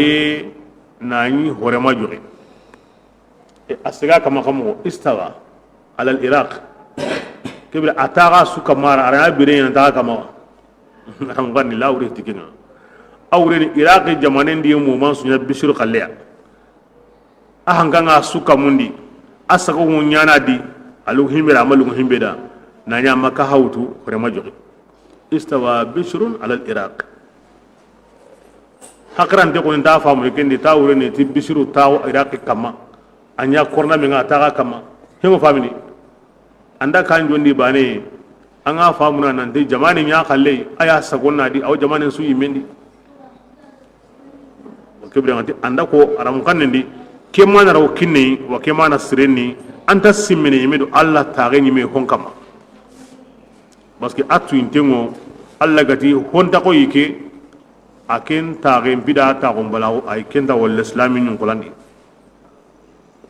wakiani ke sabura jawhara kamanga konni nanti ku hillisu na wure munde arabun kannendi aro nanti alla yimme anti wo kundu kebrenga ago kundu aymana mo ontu taso gemme wa kullu nas awhama tashbiha awwilhu aw fawwid warim tanziha nesi won nesi gari aga wo kabancan na ko nyasi mail ditinanga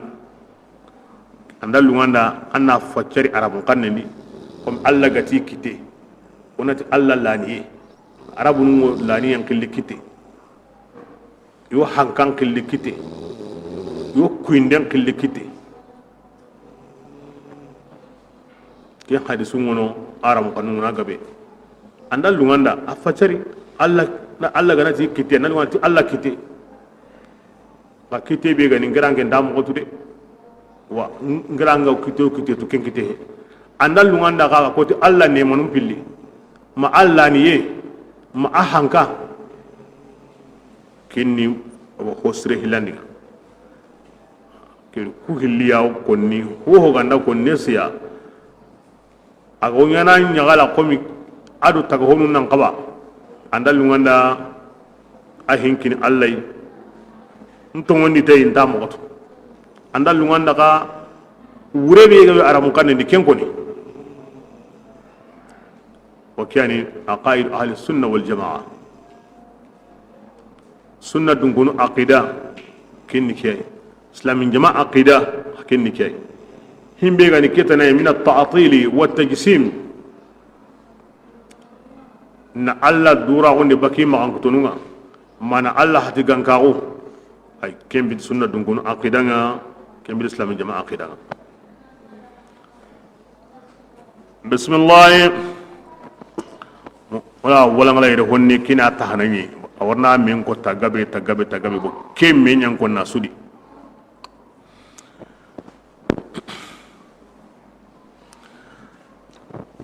la lo anna wal kim palli alla ta'ul ars kama خلاص ataw kamo ay ngenta mo gotu taga honta mo gotu ngenta mo gotu wa taga honta mo gotu nan ntongoni tay ken wajibi nga wana taw mo on tirnde nyaka hen bid'ani andal luanda ngodina ahanka anyuro la arsi kama la arsi began qora honsuya koy ahanka ngon no kutunga mobe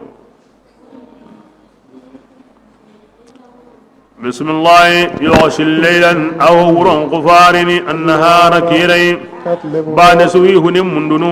كي يما والشمس ادي قصون كيينا والقمر ادو قصونا والنجوم ادو كسانونا مسخرات والسون قاجهوني بأمره الله لا نينا ألا نعم توني الخلق ادي تغاندن سوال لا دغاني ادو يا مري هين سوال لا دغاني تغاندان انت مع الله يا مري دان انت مع الله حتى دان انت مع الله تبارك الله kebiranga komun kawotini anna gamuni kharakenya kama kenya diga dor li doru kemena komu mawahiru tasrif aha alla yilinan kupaye abangene komun yadi aganda serebe daro ajra jalb al khairat wa dafu ad darrat ala yadayhi anda kome be daro ana khairu nun futundelli anken kitendi ana tora nun nyontonde ana ken ngurundan kitendi ko annabi nyimmu ko alla woli nun karamanu anda kome be loga ajra sharra ala yadi ana bonen ngurundi an kitendi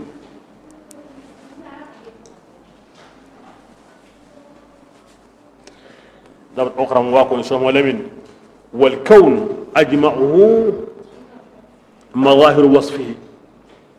والكون أجمعه مظاهر وصفه شو ولا من أكون قصرا دي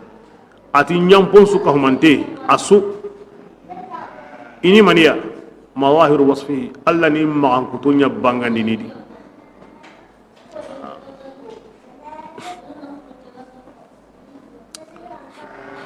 الله يعني مسخرنا يعني آمرنا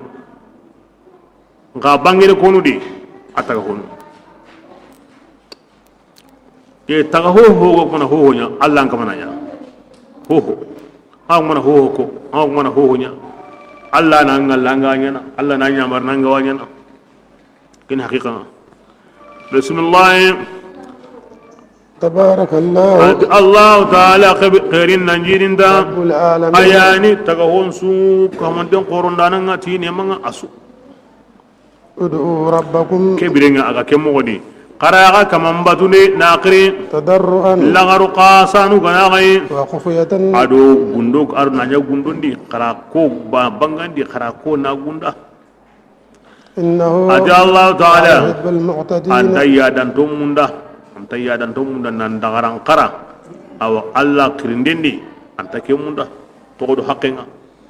أند الله كرينا أموليو أوامكو anda abangandio awamuku yuan kabari maga dagaran kara aro ya mari onjon koy kati gay o hajun su ko mandendi bas ogara tunanti ikyani yillanan ku panan taga honundi inda ti himbinya aw nyana inda ti himbiya maganya antanyana inda ankui inda ankaba ankabe kebirenga ogara ketuna sawge indi onjon koy kati ga Allah oni nyaga to nenunga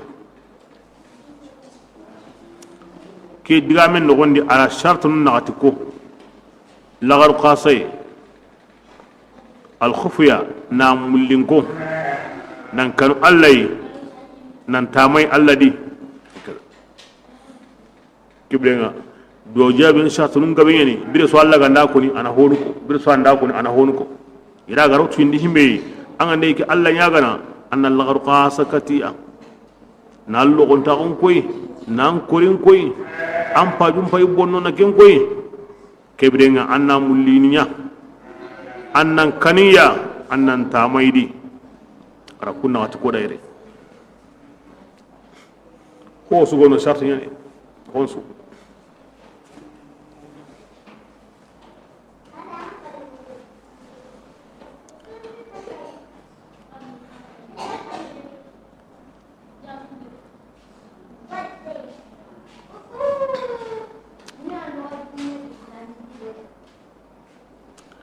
anga ma sharti ntimandi kibe nga sharti honga ango fuyini kenga de ya sawana okra wala wasoma labin ومن فقد المشروط باء بخيبته anga fuyi sharti honga kibe nga andu hongo sagene de bambaranti nyobe nyobu ta gande bala de kiyo kundu sharti nya asui anga na sharti ntimandi aw sorno agama timme aywa anduro musagne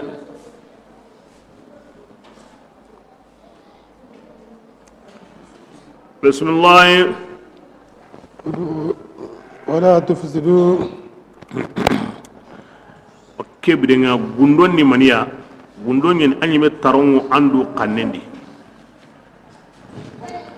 aw famini gedi alla da karangen ko da mogobe kebren ala duwawnya yang kana ko da hemmo yadi aha na duwawu ndangindi an sondo men kamma ay kenta wasene manne ne nyagara ko koni mogodi anyime taron anyime kanendi bo kebrenga amba ne gandai kinni ke nka an gane jamandi anna kona bangandi ngadi mani jamandi ando himbe nu gani taronga an kannendi ango himbe konno di taronga di angi nga ngunu na ko himbe ko serentado ela ko ngana jamal langa wa serentado aywa gebre nga du mundi nyani islam nga aro ananyi me kamundu kebe ngana fatiya ngina nga jamandi akona bangandi ango himbe konni ina bugu kempeti anda kona bangani to o ma bangani ay bangande nyani aro gundo nyani anyi torongo himbe di yo ke ka jamanga na kinanga ka torongo himbe di kene jamanga hara gundo ni ma ko hakke ko ni himbe wo dagni jamanga hara taronga ma ako ko ni namu ina mpo content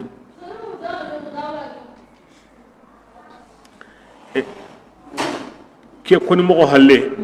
anga tunudo ke bad Allah ta'ala sallam angana awa asiranum pay na kabarum pay duwa unu biya ganya karna sogobanga awa karna nelenga awa karna sallem palle hanginga na gira awa karna gamanga nda kasa awa karna harenga nda kasa awa karna kamenga na gira awa karna sege ana konni na banga ne himbe ko kunam inda ga konni no gondi ko mi o gabe ngo himbe yana ko nyamu kuna lagami sereso ene gaji gundo be agodo kinga anyime torongo wan kanendi an tarongo an kanne serebe gana an tate kana hinga muku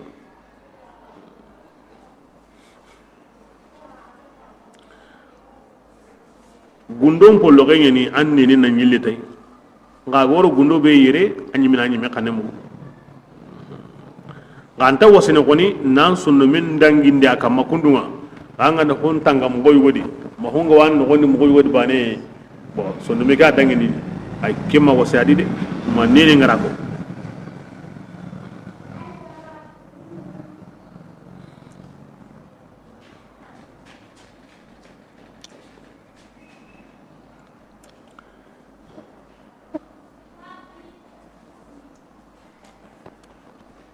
kanu yenni maniya nan kanu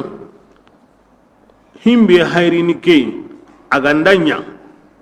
anayan kanu jamu kinga tamay yenni mani nan tamay nga gigini nga himbe mundu Allah maga khairi yana futuruni magaye na boneke nyonto ntama ntengo Allah wurnanya kiya sallallahu alaihi wasallam ati kar Allah nyaga nanyi jabiyen dankana ko ngama kar Allah nyaga nanyi jabiyen dankana ko ngama annan sagai Allah bin jabini ke kan shat nyede ange mego Allah nyaga na aro himbe ga tanda Allah nyaginda anda go sirra Allah nyaginda ay me sagun den tay mangi ni mo Allah nyaga nangi me sagun den ta Allah ina ta wan jabini anta suronde kar Allah nyaga nani aga dankana kuntengo ti do jabi na tawni asatin gon ken kane walla farende ga munde kare ati komenta aga wikki tumpili wure wutunu aga wotinin kama ma akama nga sagamu ina kitu ko hili duro nyankandi komenta aga wikki tumpili awtinin kama alini fa ko ni ma komen kamanga sagamu ina kitu ko hili duro nyankandi ni ke ngure ni angaran ke temu tuta ke birenga sagai nanti an kama wankuno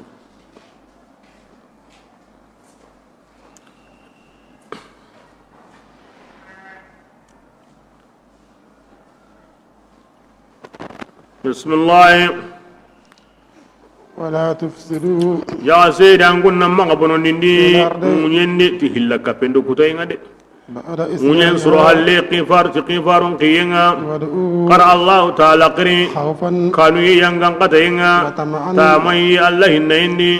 Allah ta'ala hinni qaribun antindade surun dindanunda de antindade ya ko de surun dindanuma ko sunya mo sirenya wadi wona mani kamaire Allah nyagay in Allah nyagay mo go be ga ko surube nga wanya na sonni nange mutikella kenga Allah duwa jabi nan tinta kunga Allah kon diwo be su jabi ni ganda ko no gono go aw hoy gon ko ni yere kara haygara honu kona ka hay na to kona ka hay na kwana na walangala seronu benu go charte nu ko woni ngana ni surondi kundo jabi nan tinda mo siri dina kutunga bismillah وهو الذي الله يعني كمانينغا يرسل الرياح hankun qini نشرا awa kungani awa sanqin danu ya بين يدي رحمته hinne jomme na gane awa walla hankin Allah hinne ni mani kamme suga ndairini hankun nugo ya warni awa ken kamme kani hina kamme o kamme hankun nugo ya ngollin hina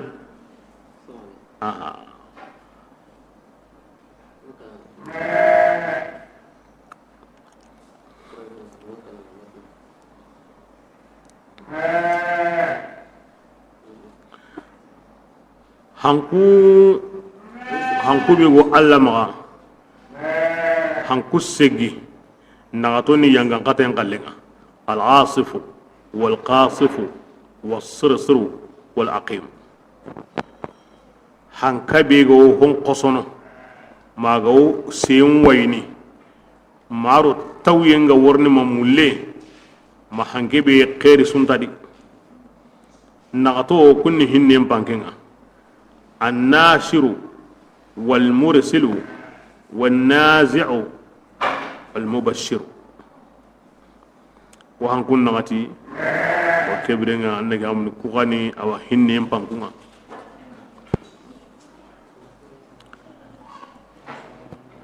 يرسل الرياح أو حنكون كيني وكم سوغا ونو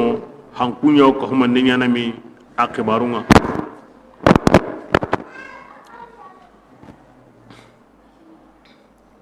بسم الله حتى إذا ما براكبي أقلت حنكون عند الليجندي تبولينا ثقالا تبولي بي حكانا نجينا حنكين يو aywa tabulen katunu koy daba yugo ngaw daba yagarin katunu mo be kebiren ana nogondi an nogonta lemen mani ji hankun wa gollen ni kinga o tabulen katunu kebiren koy yugo nga yagarin katunu mo be aga lemen kitana kebira kumpan ko tabulen katunu awon nogonu an nogonta lemen ken jinga allah hankun go walla na kenya tabulu ke ni haga jinga ahaka wana kenji nyina minindenya bismillah سقناه wana kenya na minindenya awa debuya undebu karantenga ni tikawenga فأنزلنا الماء wana jinyan kanni ti debegeya فأخرجنا wana senunni ti jigeya billin zawajitire men non ensuya كذلك atikemo نخرج wana kara الموتى hurum buguni kemo khadi khabrun dide لعلكم aw sinan kunga تذكرون agana simmi oda kusagara kuwara medi agana waji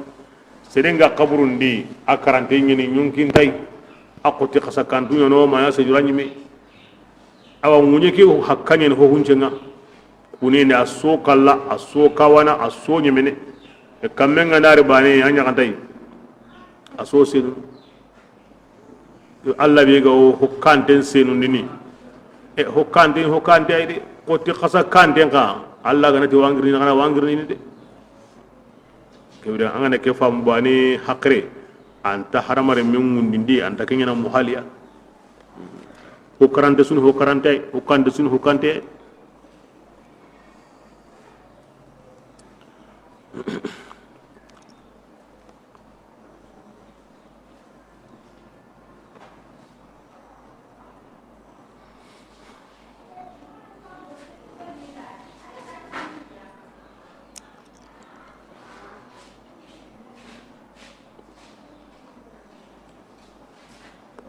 Quran ayadi tuwagon su sendi dingiranga tuwagon su adunan kalleo Allah garan kalleo adinan kalleo asu jopa asu ngore mo Quran yadi mira be Quran ngara walangala lenki kane nanti hankoni wono kungollenni o tabulen nugundini ada mare men sigen dendo ahiya mun den kiyen kebrenga hanku yuwon wono ngina sawu ina tabulin nugundi ya mani sawara gendi hanku ngana mekta bire nyugono harsa kamme kentar aso sarni ibra honu yuwan kapame hanku kuma hanku kuni hanku nagati ay su gollenya hakre nda kita aro hiyagatu yenda kita hi siga nda kita himbe ga wa kumana agamari ken yo kentu inda kentu tawi nyuwa gandai mamure nyuwa gandai kebrenga yo here yana ken ka hu tabule maka inda ken ka hama kebir awena jinga ken al matar sunai kam ji dabarinte annam gor abiyon katadi wa talqih hanke be ga yan ngondini ko wana mange o to agunda tu sisa Allah ro tu inde kiana kuma kebra himbe ga ne gara kuma ina daga ken kato tabulle gedi kebra o timme ne kenda wor mani le yunsi o sahaba saqal tabulle ge ko kana ken jopana si sai ndaka tu sazali bira kebe asuga nanyime ko yora kuma kebire ona kenya na timani nga gandano ga randanya na de Allah na sentini himbe ga wa kuma na yime na ka hay kempo be hay ga ka hay Allah ya hota gandeni kono tu indai Ibrahim zo saga na karkata Allah dawon ayan nga ko ni ampungu bane ora gonsu qaja gada adamare mu aw kamundi wa aw nyendi wa bidono ana ko nan ka hay ora tabulien qaja gara na kiyen qaja na qason qaja Ibrahim biga qaja serenda bana nyime adamare min ngandi kilun ta ho kamma nanti wanya ni sagonga Allah wanya na tabulien qaja yin wani ona tu himbe ga wadi ona tu himbe ga wa kuma na ona tu ona wate njara ona qaja na yo sagonga kinna qaja yin يكون خاجودا الله بسم الله والبلد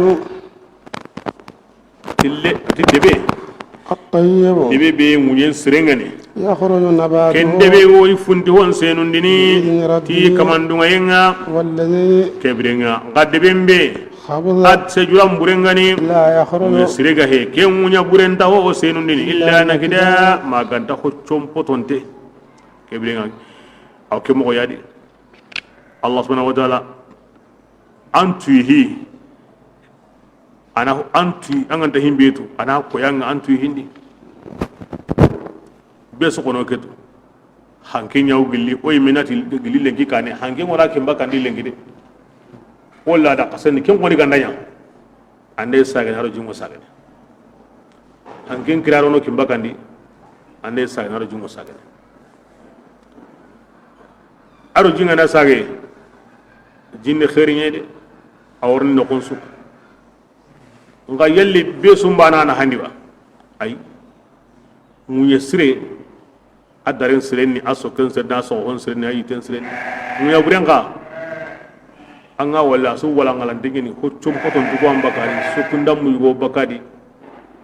fundu honda mu go bakari isu chom poton dingini yani nyimenti ya himbe wora ma munyendi an katai bane an anyini awu nyen kam munyendi nga kamme bane ke Allah su yaw kamme be gari munya sirendi aro himbe gari ke munya burda so amban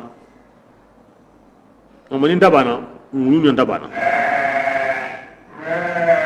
ke tuma gari entunye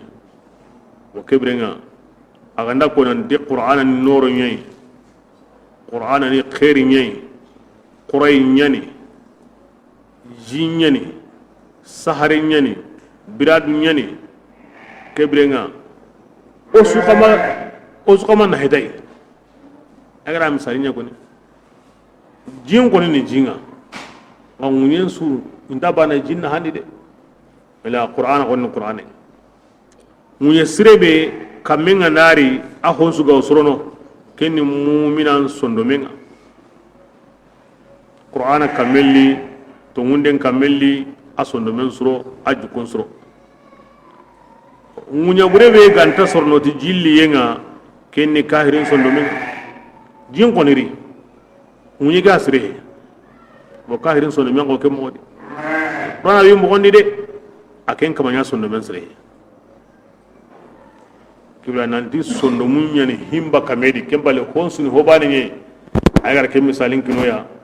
kamme be ga worni osu jondi oy me yawo gulla khenga yire sirne ala ke misalin kinoy kendi kontini kamen sire kontini kamen ta kineno kamen ko munya kesudi nga yire sire nayi kewda qur'ana kan qur'ana yayi ke qur'ana bane yani ayana kimba kandi ayana kankanandi aw hankitendi aw sahilindi nga sondon siru ngana rigana na famu mo sirundi sondon burun tari gana inda famu mo sirundi ya sabana allati bismillah نصرف الآيات أقوى آية ولنغلنا كم غياني سرو دنغاني يشكرون كنغو الله نيمان كفنا كندي كيكا كان أنغا ناندو وري نجي صندومين قرين ميسريني على القرآن رغنا فهم مغسرين أن الله كوفا أغا من صندومين يمو يبري بسم الله لقد أرسلنا نوحا أباد أقوتنغان كندي نوحيا إلى قومه جواب قسم المحذوف kune nyugo jabu yani ara kune ke kenundi man aga kunaire na mun kirinu ni idgamen sagandi kingan Allah faran ko no benu gayino ni idgamen sagandi aw qissanu nyugo konni ke sura ko mo gara konni mo be na Allah faran butte mura ayi konni no ko gabe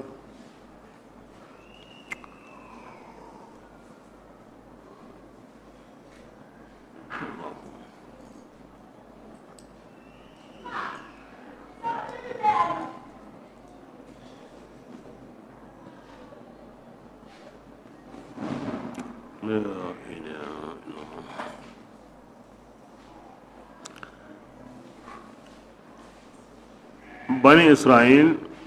ura jopa Allah to ko hi ko ni na yahudiyan yaddu katutay beno Allah faranki yendi ma qissa ko ni ni me aw ko aw ne ken jopa sisa parce que kenni makan soro ni golle mo sere nan qaso aga himbe ko ni bani israel musa seru isa seru kenni nasara no ni jabi na hujjan serendi kama na iddu katu na lita qissam bin sabuda kenni makkan suranu nya golle islami nun natu hananun tambi mi ngi do harum batte Allah farni mina butte muri isuti mani Allah bane nawo iri suge muti mani ya konna gundo kabanden do bonai Allah gar konu kalle harendi dum konu makkan suranu nya golle kino mosri arajo pannu ya sir hana be ganya kahiringa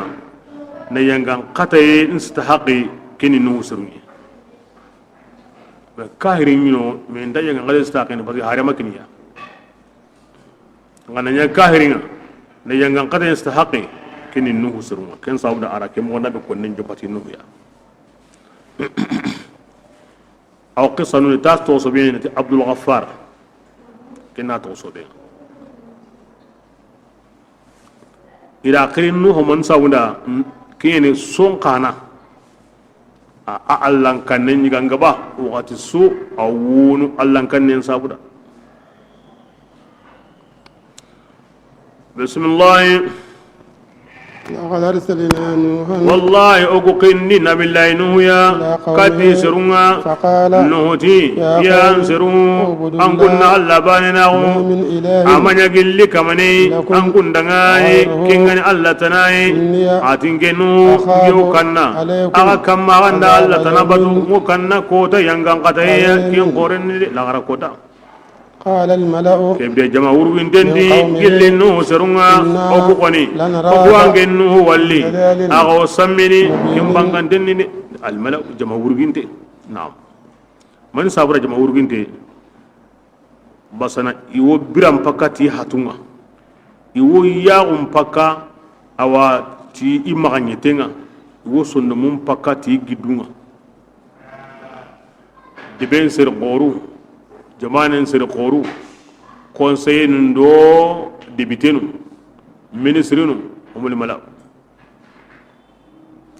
yo biram pakka ti hatenga wo yaagum pakka ti maganyitenga wo sonno mum pakka ti gidunga omul mala ke wureni kube ke me be go jamanen dide o ke wirenga daiman kunyar Allah ko musrukuna taaqunu medaqena ko amballa ko anti donta mani sawura hallan kollo aribati ko korno ken ngamo hallan gon kawurno iya to nyantenni iya dogontenni inta tongu muko sedega kitena tongo nandi haqqe ngagada agara kitaw haqqe ngagada agama kitaw haqqe ngagada wajibi ken ko non nga kan de nga kan sedega kite tagendi aw tongu konni aw haqqagum pakem pi konni ken kamane ngol wonanda de kiya sawuni hosire ngandari ta hallan gon bulallo nadi alla kom ko o yaari haqqe konni wujugo haqqe konni wolimini haqqe konni wo kirsi haqqe konni yo komi haqqe konni wo kamanjugo haqqe konni ay kulli engane kenta konni angaro himbe ta an kendran kany be daiman kuma burulla halani kini oy minati lengi gore nga ma bana manyemia gore nan se seren se e ko nyana kamo endi hangalli ki jiganye ati kilina mbwanya nyungula na bakadi haka aqaida jahiliya harun ngane irni wayno duno ke mo yadi harun mutin ay senta gore maga anta hangam maga tungo himbe maga ken kallen tunga miskine no tungo me hangama tungo kitana la hunde nga kitana yugo nga kitana yagare nga kitana komi nga kitana iso gira gina gorendo hankando giyando sara ay kebidi hembi tunga Allah ko munyo ke konni wotina ngolli kundu hada kenga na gribane o katini mi bismillah qala ko ke sabura zagara he koni jama urugin denti noho o ku yaga wanga antunu koy antunu killinga noho ti dangani ya anzeru adit samme sumaya gillingen nuhi har samme banen tinga ولكني رسول ngeni hare qoreya ngani tawon kamanga أبلغكم ngoknya ninde nyana waya kamam parina kunga وأنصح min no qur'an dina gada لكم an paga dangani ken ngo khair la murna gada ken no kulla kunga فأعلم ما atinge nu hotu billa Allah ta'ala hinuma anta kentude adi kyan ro men ngeni hare ni no kullenni nga himbe to kan tatu أوعجبتم ira garan kutu diyalli an kun kai ya أن جاءكم ذكر wajunde na lagai na gira kamanga على رجل yugo nene kama منكم aga yugo لينذركم koda kenna aga gongo aga matonni ولتتقوا ataga daga agan kanu Allah aw sinan kunga ترحمون ida aga hinna kina ma ka bago de yidina Allah ganda Allah muruna harel lita nyana malikanya ima Allah yemene haren ko ni o ko ange nu huto o amma to o am pawato angena hare kato ku kamo atiken na maka ka bago ko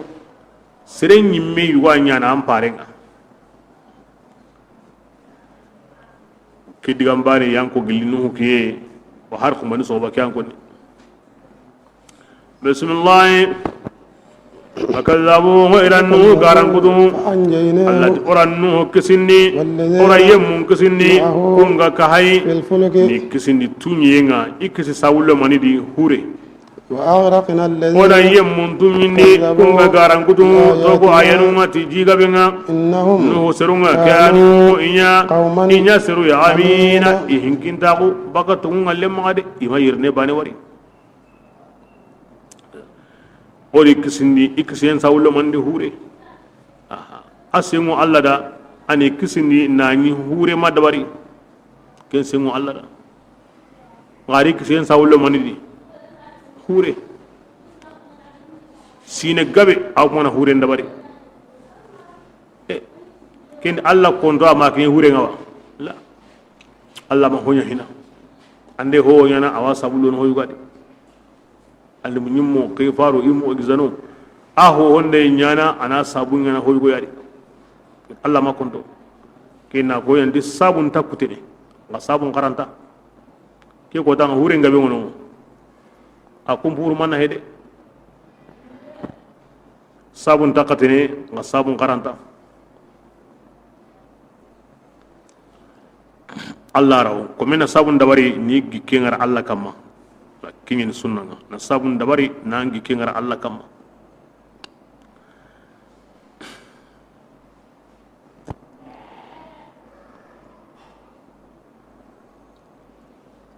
bismillah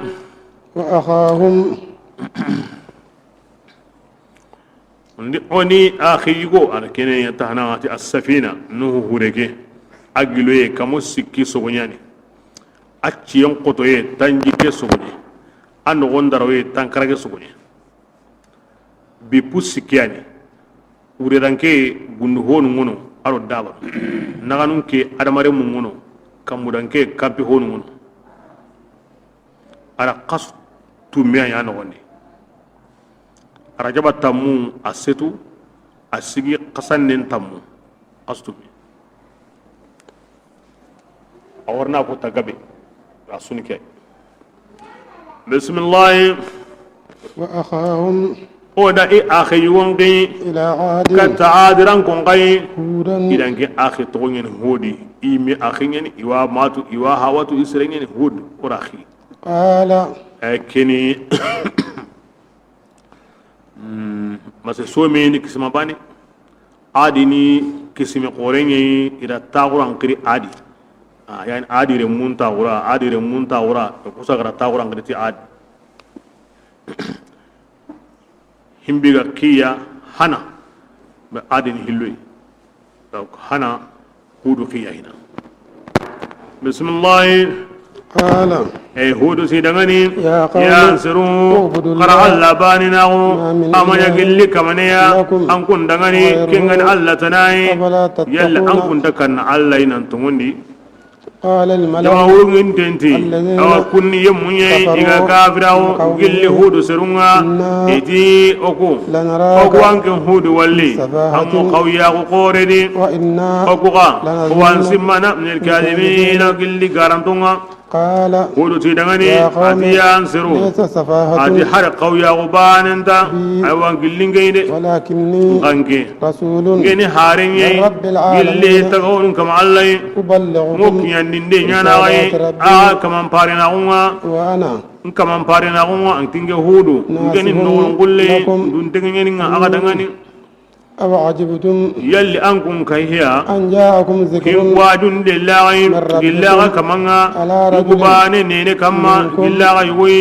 kuda kenna ga gongo wadhkuru kiblen nga qasimme birambe ja'alakum alla dan kunya khulafa'a munyen sogadunga min ba'da qawmin nuhu serum palagi halle wa zadakum ay gara ga jini taga mogondi bastatan yuruba yaqore fadhkuru qasimme allah ta'ala ne magabunga la'allakum aw sini kenga tuflihuna agana takka kita kumi ganda simmi allah ne manga bane anga kufa angana allah kufa bane awanji dini watte burebe go komunga kene neman domi yenga oro neman domi on tagatu neman min nema kare sawa daiman allah wora wundini baka kinga tedi qasimmi allah ne manunga qasimmi allah ne manunga neman nan domi neman ga huburu khore an taga neman tu nema yime kare on taga tu kare ti hakken ni nemai on taga tu kare ti heto hata ni nemai on taga tu kare an gamu ne awa dakunti ngati ken ni nemai on taga tu kare ti hungin tan di ken ni nemai ngosra ho ken ni nemai on taga ko ho tu kare sira suya ren di nemanga anya ren an kamunyi ango mi singa ngi ko ni ngama moton kitan neman dimma anga na ken kitan ngama moblin kitan neman dimma aga manya hilloyi neman dimma aga manya ke moblin dambe neman dimma ango himbe di tanya kan taken an kun neman ngate nya ko munga gilli gannindi wa hadle ngi kenyen esa daiman Allah wo simmandi qasimme Allah gran nema be nyaagada qasimme Allah gran nema be nyaagada kanya ndai agari simman himbe ya ikhawo kundunga ngi ya kan takengo nu sorum palake halle o ko awere mi o ere doron ni mi keno hakenye ina famu kundunyi inta famu andalu Allah ranyo ko hana bakano sisa ad qasimme Allah ran kun jiri tagamogondi aka tagamogondo tagamogon tabana inta tukeni ne mai parce que do min de mo ima kam tar bane e kunni seruya isre gille kame sogoye iyugu depe ne gamuni tandu me sogoye yo keni digame be garaw konni hakre nga famu gembale honu kon de mo kenna nga bake mo sir mo sir e adamare mi o ko ma be su ko mande anyi me sogonye anda gamuni amani minge ma an sogonye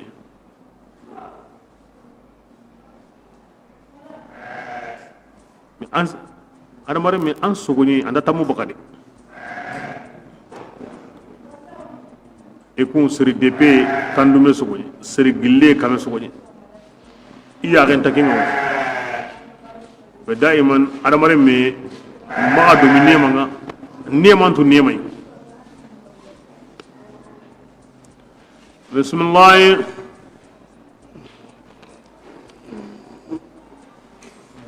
قالوا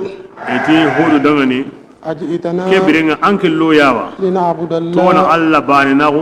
abane pe ونذر ما wana hotogono كان o habanu آباؤنا ganya iga kembatunu an alli kenyewa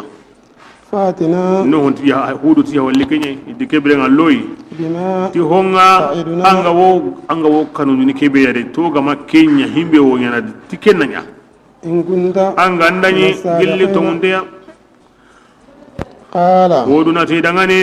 قد وقع رجس yanga an kata wajibi aga kamandini gilli aga kamanga mutuye wajibi awa aga kamma gilli Allah idi aga na kya kun Allah harenda agaro himbe yana kenya anda Allah butundu de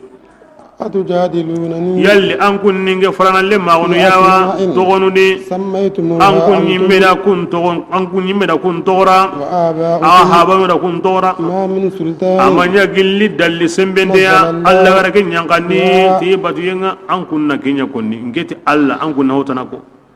Allah ri du ko ni du ma an kutongo an kunna hotana ko an kunna kanna kengure an yime to sagunte an pawa to sagunte an po segunte an bawa ho segunte an kuntini an kunna kendo Allah ro medi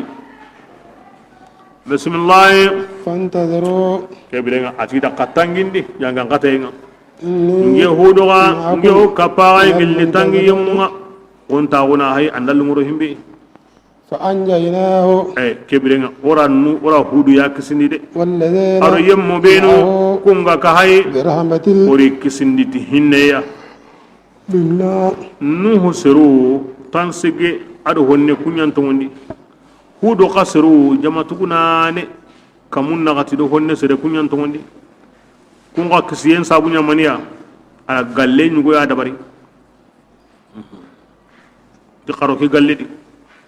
e hange be alla worna mo on koni awo nyugo men mutunu ku yugu dare gillu awi utunu ni qorni timbasenga koy tamaro be anga yon kolan kutuba kay aw kombe mbogono aw bahen kolini aw koben kenundi aw gidi qore mutun na wara sendi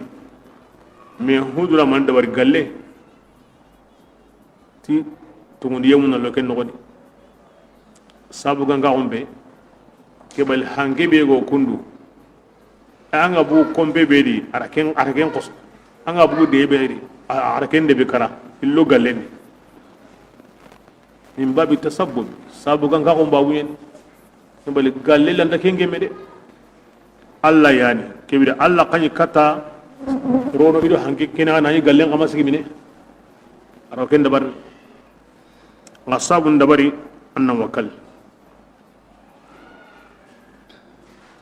halake ngani me wat kibe ibuguno idiga makka ida Allah batuno wa mesugo fatinu halake ngana yen no kunga bane wonon to kono ma kenyen no kuma yan tanya gada mi no kusre qari